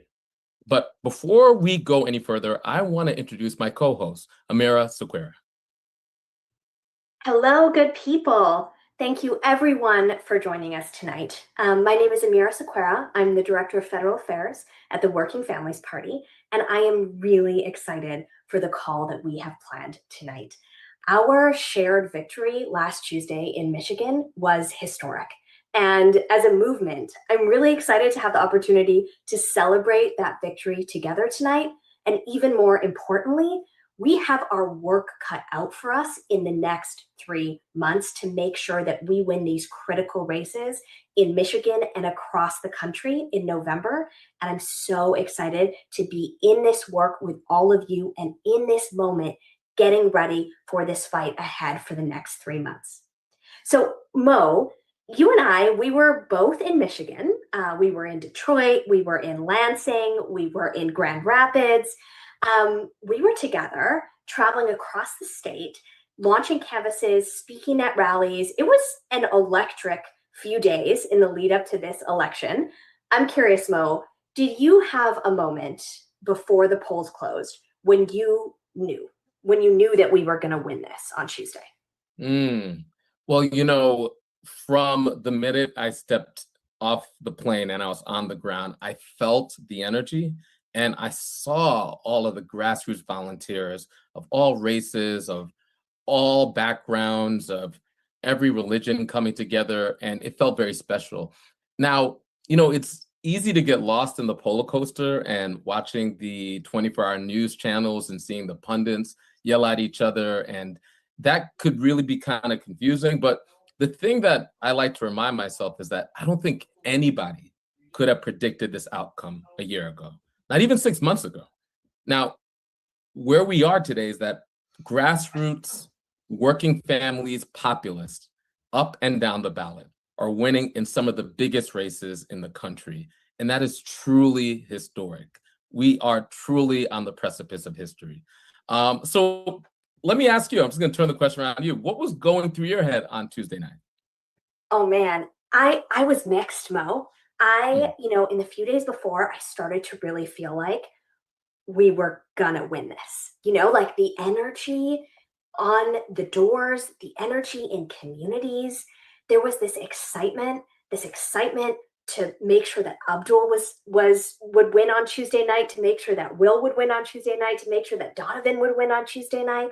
I remember being at this rally and canvas launch for Abdul in Grand Rapids, and I was just amazed at how excited folks were. And I remember going to a strike line with Donovan, and everyone at that strike line was so excited to get out the vote for Donovan. And the canvas operation for Will Lawrence across Lansing was amazing. So I was feeling all this energy, and I really thought we were going to win. And then So they're saying it was the ground game.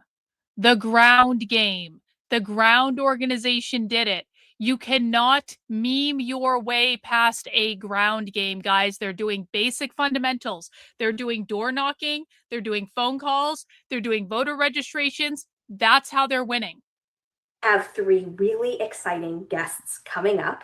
Our three candidates who formed our federal slate, our victorious federal state slate in the state of Michigan. Mo, I'll turn it back to you to introduce our first guest. Oh, I have the privilege of introducing a friend. Some call him the data center slayer of mid-Michigan. Oh, come on. Some call him the Lansing Lincoln. I get to introduce no other than Will Lawrence. Will, welcome. Mo, thank you for having me. Thanks, Working Families Party. Well, it's good to be with you. And sorry if we're dropping that nickname on you, but it is important for folks at home to know that Will is the tallest member of the WP congressional slate this cycle. So, Will, what do you think? How can we make this Lansing Lincoln nickname stick? The Lansing. You're going to have to take responsibility for that. I can't speak to that, but if you meme the hell out of it, I won't be mad. Right. That's my favorite Republican of all time, by the way. Yeah. I love the nickname. And Will is really tall, and you kind of look like Lincoln. It's great. I think it works. So, Will, more seriously, one of the issues that really animated your campaign in Michigan's 7th District was the issue of data centers. Why do you think that data centers are animating voters across the country this cycle? And what is it that you think people are responding to in these campaigns? Yeah, it's a great question. Because you show up and there's so many different things that people talk about that are their concerns. I mean, it's the property values, it's the energy rates, it's the water usage, it's the noise pollution, it's the light pollution, it's all kinds of other stuff. But I think above all, it's about the question of who decides. Because what people are experiencing is, trillion-dollar tech companies led by billion-dollar CEOs coming into small towns often, signing the local officials to non-disclosure agreements. And then they come forward and they say, just trust us. This is a great deal.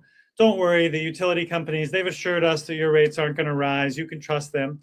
And people say, well, why would we trust any of you? Because you've given us no reason to trust. We've seen that the rates just rise every year, no matter what. So why would that change now?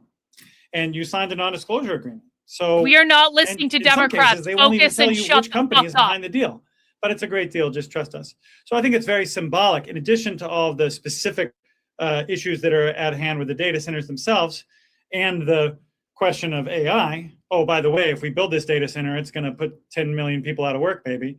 But it's also symbolic of the economic inequality that exists in the country, and the fact that it really makes democracy into kind of a joke. Is this democracy when a couple of billionaires from Silicon Valley can override the will of an entire community in our cities and small towns? And Will, we have similar backgrounds in the sense that, like you, I left my hometown and I went to college elsewhere. But I returned to my hometown that is now like a purple district. It's a working class, multiracial place with a lot of folks that I love, that I grew up with, that I am in the fight in order to make sure that they could stay and in the communities that they love. And, I got this great opportunity to walk across Lansing. It was like a 12-mile walk. Yep. And I was able to hear a lot of stories from a lot of your neighbors, and also hear about your connection to your district. And I would love to hear from you about what you love about Mid-Michigan and what makes you excited about its future. Yeah, you mentioned it. I grew up here. I moved out to the West Coast. I moved back to the East Coast, and then I came back when I was about 26 years old, about 9 years ago. And I love summers in Michigan are beautiful. I mean, the weather is great. We love the water. We love the four seasons. I love cross-country skiing in the winter. It's the people. It's the people. It's my folks are here. The people I grew up with are here, and I love Midwest people. I think Midwest people are very humble and kind and caring, and fun, and the pace of life here is just what I enjoy. It's kind of like the Goldilocks zone. I feel like on the West Coast they got a certain thing going on. On the East Coast, everyone is bustling around, but in the Midwest, I just love it. I love it.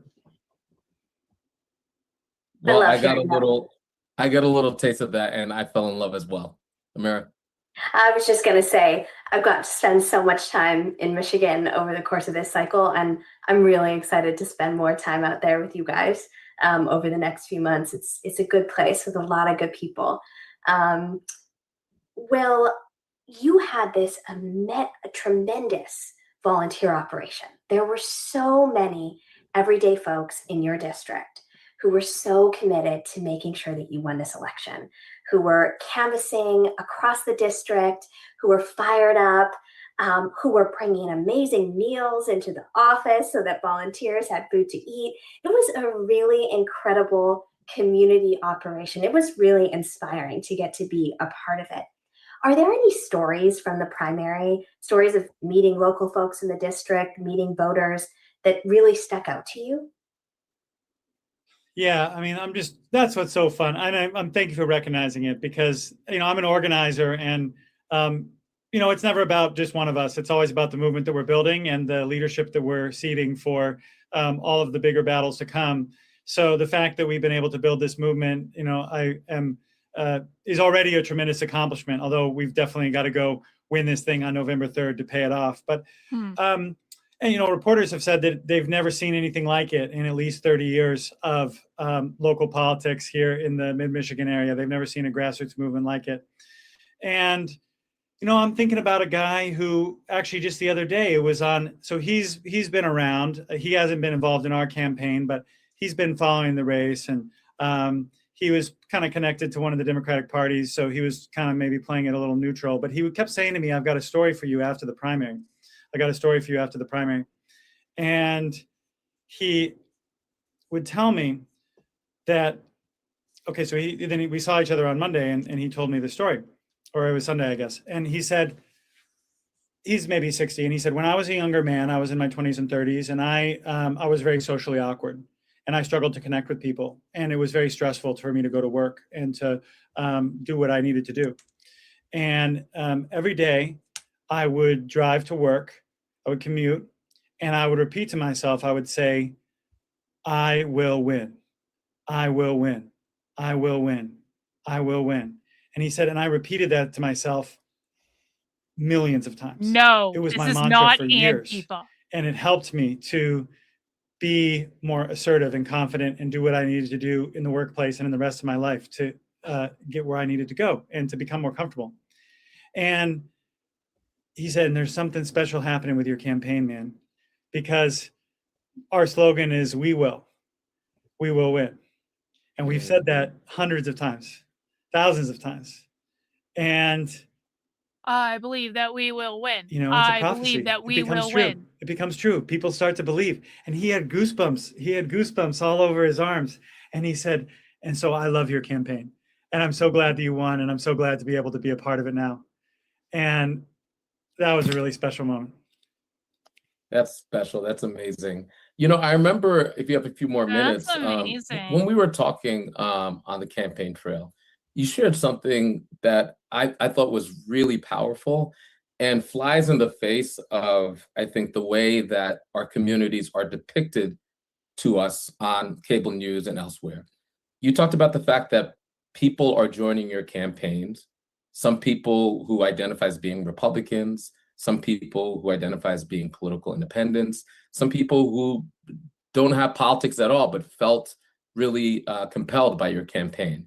And you're building this really big tent of people that, you know, a lot of the commentators say shouldn't talk to one another, shouldn't find common cause, and they're finding common cause in your campaign. I just love for you to talk about that.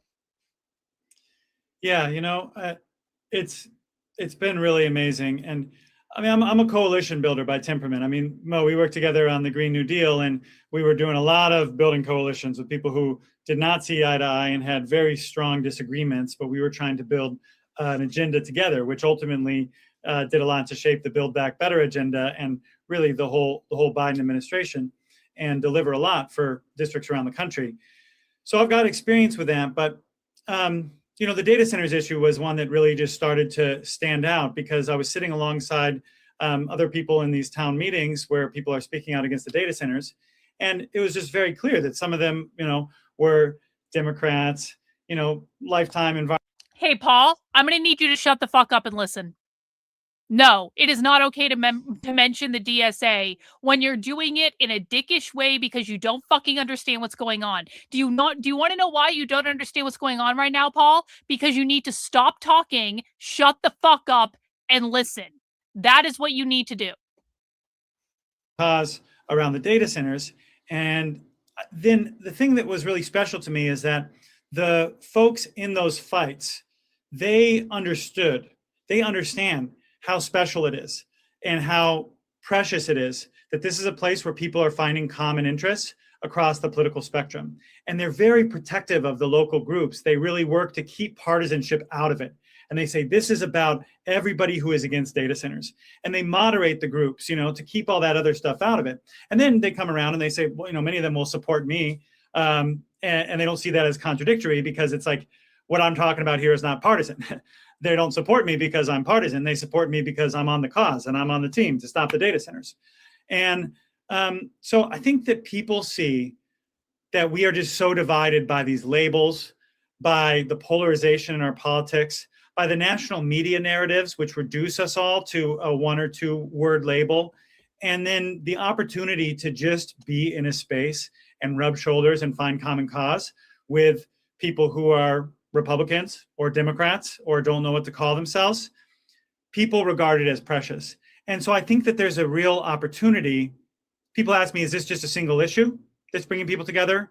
Or is this an invitation to a different kind of politics that can last? And I say, it entirely depends on what we do next. It entirely depends on what we do next. Because we have the opportunity here to build on these common values. We want self-determination for the future of our communities. We don't want to be bullied by big corporations. We want to be able to make our own choices. And we believe in our land and our water and our people. And we want the best for our communities. We've got to build on that. And we got to decide, okay, no data centers, but what is it that we do want to build? Will, this is why we are so proud that you are a Working Families Party endorsed candidate.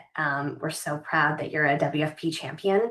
And we're really excited to get to work to make sure that you win in November and that together this movement flips Michigan's 7th district in November. So thank you so much for joining us tonight. We are going to move on now to hear from our next candidate. I'm not sure our next guest needs any introduction. Billionaire super PACs spent more than $60 million to defeat Abdul El-Sayed in the Michigan Senate Democratic primary. And he won, our movement won, in what is one of the most exciting victories of this primary cycle. So without any further introduction, the Democratic nominee for the state of Michigan, Abdul El-Sayed, Hey, Abdul, how you doing? Hi, Amira. Hi, Mo. Great to be with you guys. Brother, it's good to So, hear your voice. It's an honor to be here and grateful for all your support and all the work. And it's great to hear our brother Will. Looking forward to hearing from our brother Donovan. It really was just an amazing night for working people up and down the state, and just really, really honored to get to carry this moment. And let's go win this thing and win the future. Absolutely. So when they called the race on Wednesday morning, who was the first person you called? So I was with my wife, and I just gave her a really, really big hug and a sigh of relief. Mm. In our tradition, you thank the people who supported you. Thank God for the opportunity. I called my mom, and then it was a whirlwind, right? Because we had hoped, you guys were there. We'd hoped that we were going to get the victory that night, and we were going to be able to give a victory speech, etc. And didn't work out that way. So there's just a lot of logistics to go and build out a press conference and talk about what this meant. I'd also just have to say I was grateful for the call I received from the Congresswoman whom I ran against, Haley Stevens. She was gracious, and I'm really grateful that we've been able to come together for the sake of our party, and more importantly, for the sake of the future we want to build, to beat Mike Rogers and stand up against Trumpism. So it was a whole whirlwind of phone calls, I'll be honest. And that is a morning that is going to live in my mind for the rest of my life. Abdul, anytime you turn on the news right now, everyone is talking about your race. Everyone is talking about this victory, and everybody is talking about the road to November. Everyone wants to be an armchair pundit right now on this race. People have a lot of opinions on whether or not you can beat Mike Rogers in November. What do you say to the naysayers who are saying that you can't beat him? Watch us work. It's not just me. It's a movement of people we've brought together from all of the different reaches of our state around the idea that we can get money out of politics, put money back in pockets, and pass Medicare for all. And, our movement was not supposed to beat $60 million of outside spending. We weren't supposed to be able to beat the establishment of the party, both in DC and Michigan. We weren't supposed to be able to do this. And it was people coming together in a government of the people, by the people, and for the people, believing in a politics that is bigger than what Donald Trump wants it to be, bigger than what Mike Rogers wants it to be, bigger than what the corporate donors and AIPAC wanted to be. So, second guess us at your own peril if you're Mike Rogers and Donald Trump. I'll also say this: if you're a Democrat and you're worried, we don't have time for worry, we have time for work. So if you're concerned that we can't pull this off, then there are plenty of opportunities to make phone calls, knock doors, make a little donation to the campaign, and let's go win this thing. And the thing I'll just tell folks is that this campaign was never about one seat. It was always about the future that we need and deserve in Michigan. So this campaign doesn't end in November. It just gets started, because I'm looking forward to working alongside you and working alongside Will and Donovan to actually pass the legislation that this is about. Getting money out of politics and standing up to Citizens United, passing the PRO Act to stand with unions, taxing billionaires their wealth, ending unconditional foreign military aid to foreign governments, and passing Medicare for all. Like, that's the fight. So let's roll our sleeves up, get the work done, lock arms together, reach beyond the differences they tell us we can't breach to build something that's greater than some of its parts. And I'm just grateful to be able to be a part of this with so many like-minded folks who believe in the best of what our politics can be. And Abdul, it seems almost standard whenever you get an interview on the national news that they seem to always focus on international politics, national politics, all of these big questions about the direction or the soul of the country, the soul of the Democratic Party. But I want to just focus on Michigan for a minute. And I'm somebody who I've lived a lot of places, but I decided to return to my hometown and organize in my hometown. So What is it about Michigan that made you want to settle down and set some roots and raise a family in Michigan? And what do you think people get wrong about the state? Born and raised in this incredible state. My life is not possible outside of Michigan, right? I was raised by my Egyptian immigrant father who came to Michigan to design cars. And my stepmom, Jackie, who's a daughter of the American Revolution, and they met designing cars. And there's this incredible combination of grit and earnestness that Michiganders bring. And I love that about our people. Like we're willing to work harder than anybody. And we give our best and we expect everybody else's best. And there's no better place to raise my two little girls, ethnically half Egyptian, ethnically half Indian, like their mom 100% American, than Michigan, a place that raised me. And I also, there's this thing that people think, oh, well, Michigan could never vote for a guy named Abdul El Sayed. Well, I've been Abdul in Michigan my whole life. But for some time in grad school, and a couple of years when I was a kid. And all I've ever known from Michigan is that Michiganders are open-minded and they're big-hearted. They're less interested in how you pray than they're interested in what you pray for. And we all pray or hope for the same things. We want to know that we're going to be able to live our lives with the people we love without having to worry about whether we get sick or whether or not we can afford a dignified life. We all want to have community together. We all want to breathe clean air and drink clean water. So it's that earnestness and that grit, that ability to bring people together to build something that's greater than the sum of its parts. And that's Michigan. So when people say, oh, he can't win, I always point back and be like, you don't know Michigan like I know Michigan. They're not indicting me because of my name. They're indicting Michiganders. And, that's the thing that bothers me the most is like, you're not gonna stand there and say lies about Michiganders who are people who are bigger than people are giving us credit for. So just really grateful to be from this place, to be of this place, and God willing to get to represent this place. Abdul, when you talk about that as the daughter of immigrant parents, it really resonates with me. I think it resonates with so many of us. One thing that I think a lot of people don't know about your campaign is that you have been pounding the pavement across Michigan, meeting with folks for more than a year. I think the last count I heard was that you had done 520 events. Is that right? Somewhere in that ballpark. 520 events. And you have talked to so many working people. It's the ground game. That is why they are winning. Trail with you, the excitement and the energy from folks who haven't been involved in politics before, for folks who might not have been Democratic voters before, has been really, really exciting. I want to ask you a question I also asked Will. Is there a conversation with a voter on the campaign trail, any experience with a voter that really is going to stick with you from this primary cycle? There are two, one that breaks my soul and the other one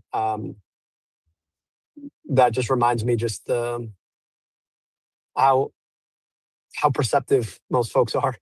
I met a mom who lost her daughter to pediatric cancer, and you shouldn't have to have that kind of insult to the injury of losing your child. That is a pain that is unnameable. And when I fight for Medicare for all, I'm fighting for that mom and that daughter. And she was up in the Sioux. She was a member of the Bay Mills tribe. And you think about our treaty right responsibilities, but then you think about the responsibility everybody that we have to offer healthcare, quality healthcare to everybody, and just how far short we've fallen in the richest, most powerful country in the world, because we're more interested in the ability of a CEO to make millions of dollars in the insurance industry than we are interested in the ability of the millions of people in this country to have the healthcare that they need and deserve. And then, there was this woman, I was in mid-Michigan, actually, in Mills District. She pulled me aside and said, I was unconvinced about you. I didn't think you could win, your name, all of it. But then I said, I'm going to come and see him. And she's like, I realized who you are. I was like, okay. She's like, you're the family dog. I was like, what? She's like, yeah, you're like the family dog. I was like, okay. Okay. Can you explain? She's like, yes. like, I'm convinced that if the kids wanted to ride on your back, you'd let them ride on your back all day. And I'm convinced if an intruder came into our home that you would maul their face off. I was like, man, you see me. You like know exactly who I am. You've like understood me. And so, you know, I think there's when you think about what we want in our politics, we want to be able to come together and we want to be able to select our leaders who are going to care for the things that we shouldn't have to care about, which is the ability to have the healthcare when you need it.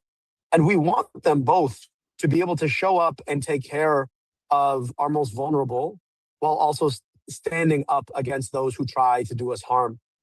And, you know, I never expected that we'd have a reality TV star who is the epitome of megalomania as president twice. But you think about what he has done and the kind of politics he's wrought upon us, and you think about what we want out of our politics, there's so much that we have to stand up for and so much that we have to stand up against at the same time. And our hope is that together we can build a movement around what that looks like to protect the things that are the most vulnerable, the most important to us. And those two people, are among so many others, are they're never going to leave me. And I hope that as I think about what it means, you know, in year 5 of a Senate term, I hope that they are always the folks that I'm thinking about in my mind as we're out there fighting for Michiganders in DC. Those were very, very profound stories. One, deeply moving, and it cuts at the core of why we do these politics, in order to make sure that precious life is protected. And in the richest country, like you said, in the history of the world, we can have something as simple as healthcare when we need it. And then this other story, the family dog story, you know, one of the core ideas I hear about that is loyalty to the family, right? And we could use more leaders like that. And that's why we're so honored to support and endorse you. And we know you have a busy campaign schedule, brother. So we just want to thank you for joining the live stream and for talking to the WFP faithful about the road ahead. Well, I'm so grateful for your support. So grateful for WFP and the work that you all are doing. Really looking forward to stumping together. We've got 85 days left to work. Mike Rogers is an anathema to government. He is everything that we oppose. He's a sock puppet ready to be used as a mouthpiece for any corporation or Donald Trump who's willing to put their hand inside him to animate him. So beating him is critical to us. Standing up to Trump is critical to us, but it's not just about what you oppose. It's about what you fight for. We want to get money out of politics, put money in your pocket, pass Medicare for all. We have the opportunity to do that work, and all paths run through Michigan. So looking forward to continue to work alongside you. All right, absolutely. See you out there, brother. See you guys. That was Abdul El-Sayed, our brother candidate for Senate in Michigan. And, you know, before we go on, we know that elections are not cheap. We just talked about the record amount, more than $60 million spent against Abdul during his primary. And we know that AIPAC, AI, crypto, the farmer lobby, all those folks are going to spend a lot more in order to defeat this movement. I don't think we've seen anything yet, you know. So what we need to do is organize, right? Like, those groups are in some ways membership groups for those corporate lobbies. Well, at the Working Families Party, we are building a membership group for the working class of all races everywhere around the Guys, if Republicans would literally just listen to these people and then copy what they do, they would be in a much better position to win elections. But Republicans refuse to do this. They make excuses every time these people win. They say, it's fraud, they cheated. No, they didn't. They literally just organize themselves, knock on doors, make phone calls, do voter registration, have events, do a ground game. If Republicans literally just took their strategy explicitly and did it themselves, they would be in a much better position to win in November. But they refuse to do it. And then they make excuses and they deflect, and then they convince themselves that memeing on Twitter and owning the libs and destroying them in an internet debate, that these people, by the way, when Republicans are owning the libs and destroying them, these people aren't even participating in the debate.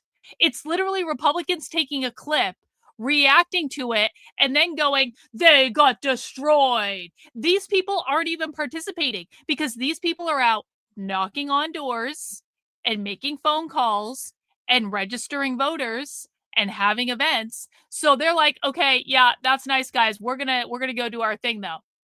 But Republicans are like, oh, we destroyed them. They can't possibly win. No, you didn't destroy them, actually, because they weren't even participating in the discussion to begin with. One more guest who unfortunately was supposed to be with us live.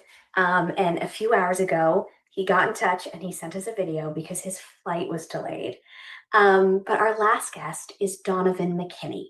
And Donovan is a strong Working Families Party champion. The WFP supported his first runs for office to the Michigan State Legislature.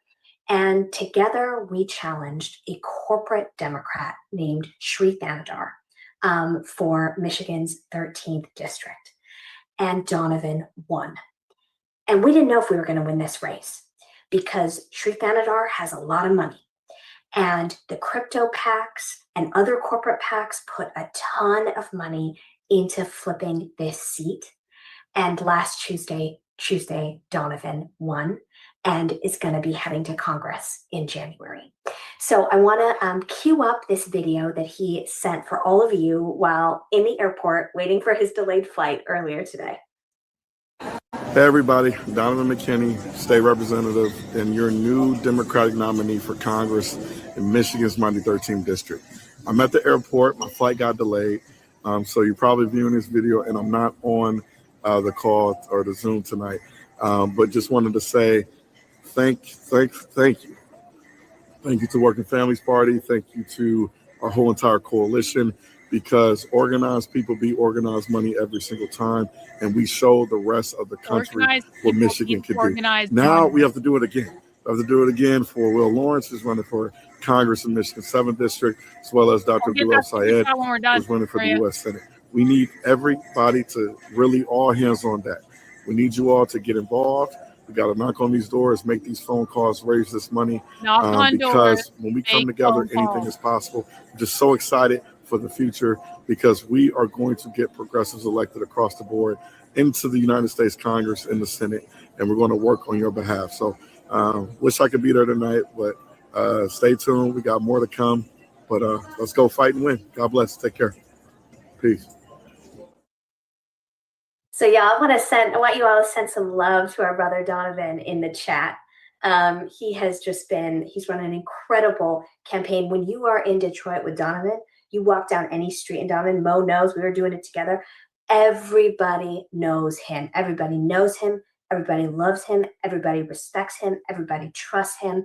It is so exciting that we are going to send him, true WFP champion through and through, to Congress this January. And you can see from what he said to us, he's not done. He is ready to get to work to help elect Will, help elect Abdul, help elect other WFP champions across this country who are in swing states, swing districts, toss-up districts, red to blue districts. So we are coming to the close of our program. And I want to echo what Maurice asked you a little earlier. This is the most important part of the program. I know that all of y'all listening, you are interested in how you help us get to work, how you help make sure that we send Abdul to the United States Senate, that we send Will to Congress from Michigan's 7th District. And we are going to need people power if we have a chance at defeating AIPAC and crypto and big tech super PACs. They are getting ready to spend millions of dollars to defeat our candidates. They are already announcing it. In Abdul's Senate race, as you heard from him, we had to face a record amount of spending from corporate super PACs, over $60 million. That has never happened at that level in a Senate primary before. We have to show them that organized people can beat organized money again. So, going to reiterate what Maurice just asked you. If you didn't already, can you take out your phones now and text Michigan to 30403? Again, if you haven't done it, I'm going to give you a second. Take out your phones. I want you to text the number 30403, and you're going to text the word Michigan.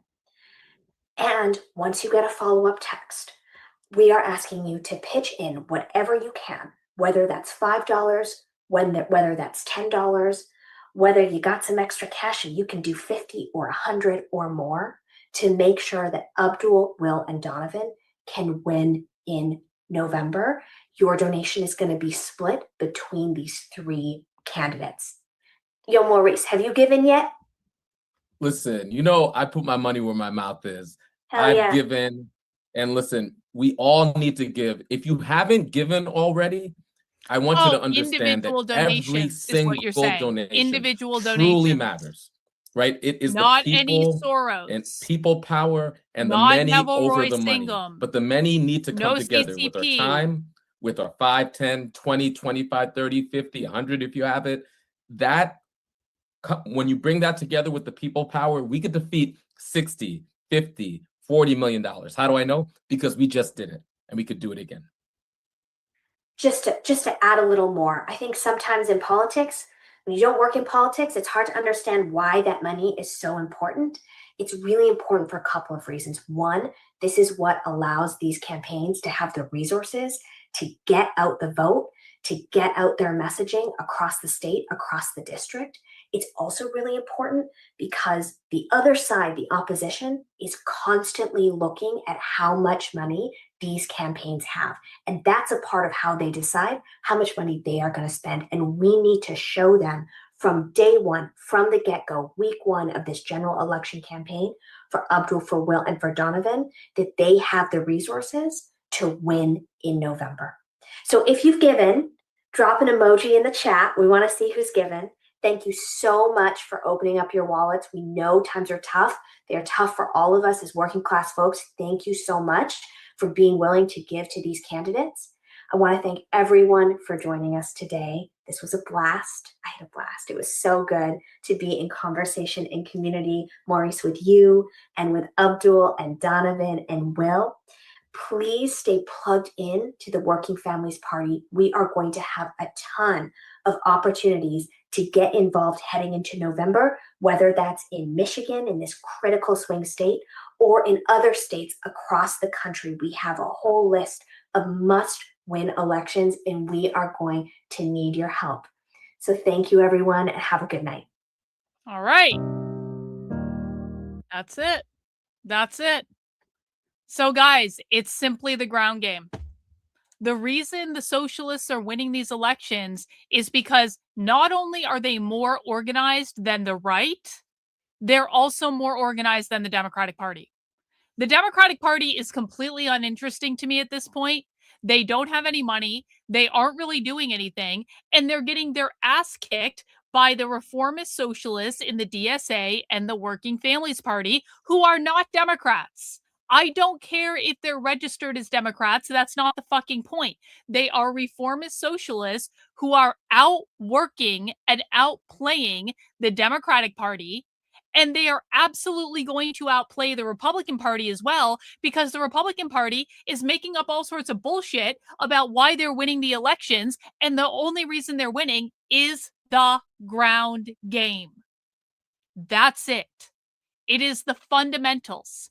And when you listen to these organizing calls, you hear that is exactly what they are doing. Making phone calls, knocking on doors, having events, registering voters. They will do a voter turnout drive to make sure those voters they just registered get to the polls. They are organizing in massive numbers. These are not paid protesters. These are not people who are uninterested in the outcome. These are people who are personally invested as a part of their identity in this ideology. They are not narcissists. They are not mentally ill. They are not fucking stupid. And they are not going to be defeated by memes on Twitter, which is an ecosystem that they barely even engage with. So if Republicans are actually interested in winning these elections, they need to stop fucking around on Twitter, start making phone calls, knocking on doors, having events, speaking to issues that voters actually care about, which, by the way, is not fucking Israel and is not the war in Iran. So, oh, look. Oh, they're cheating. They're stuffing ballot boxes, and the only reason that they're winning is cheating. This is a loser fucking retard. They're cheating, and that's why they're winning. It's not their ground game. It's that they're cheating. Okay, retard. Okay. Keep losing, retard. Keep losing. Keep losing. And that is why the Republicans will lose and the socialists will win. Because Republicans refuse, downright fucking refuse to hinge into reality. We did get a super chat from Maria Callisfano on the stream. I can speak for New York City only, but our Republicans fall into two categories. One, crazy Curtis Silwa types, and two, confused classical liberals who are like, let's live our cushy lives and reason with the leftists. Yup. Basically. Well, guys, the good news, and I appreciate that super chat, Maria. The good news is it is almost time for Les Mis movie night with Mac B in the supporter Discord. If you are one of the 106 people who got a new channel membership today, head over to the post tab on the YouTube channel. You can find the link to join the supporter Discord there. If you are on Substack, you can find the link in the chat yesterday. And so I did post the link out. Get into the Discord, get verified, and join Mac B for a Les Mis movie night starting at 9 p.m. tonight. We do movie nights in the supporter Discord every Sunday night and Monday night. And so make sure if you get a channel membership, make sure you take advantage of the benefits. We also do Spy Stream, where we go inside live leftist organizing calls in private. This was a little bit of a public Spy Stream today because it was live on YouTube. But we will be doing a Spy Stream later on this week when we will not be watching a call on YouTube. Okay? So make sure you keep an eye out on things. I will be back tomorrow at 5 p.m. and we'll do something else. I appreciate everyone who sent in channel memberships. I appreciate everyone who sent in super chats. You guys rock. Thank you for allowing me to do what I do. I really, really appreciate it. I can't do it without you. And I'll be back tomorrow. All right? Take care, guys.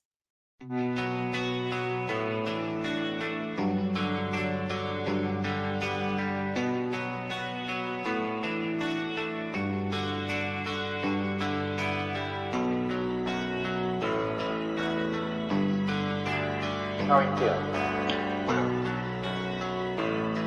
How long have you been here? 3 months, May 17th. And what brought you here? That's difficult to answer.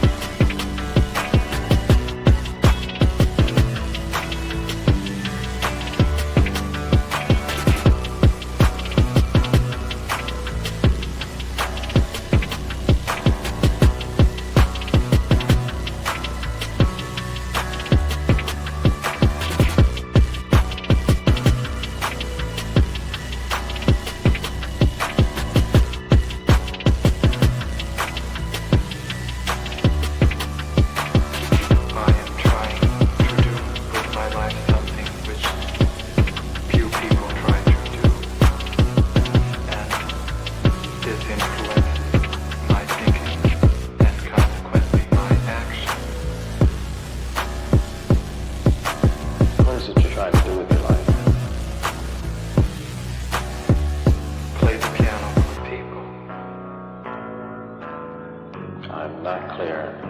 How is it that playing the piano for people has eventually resulted in your being here in the hospital?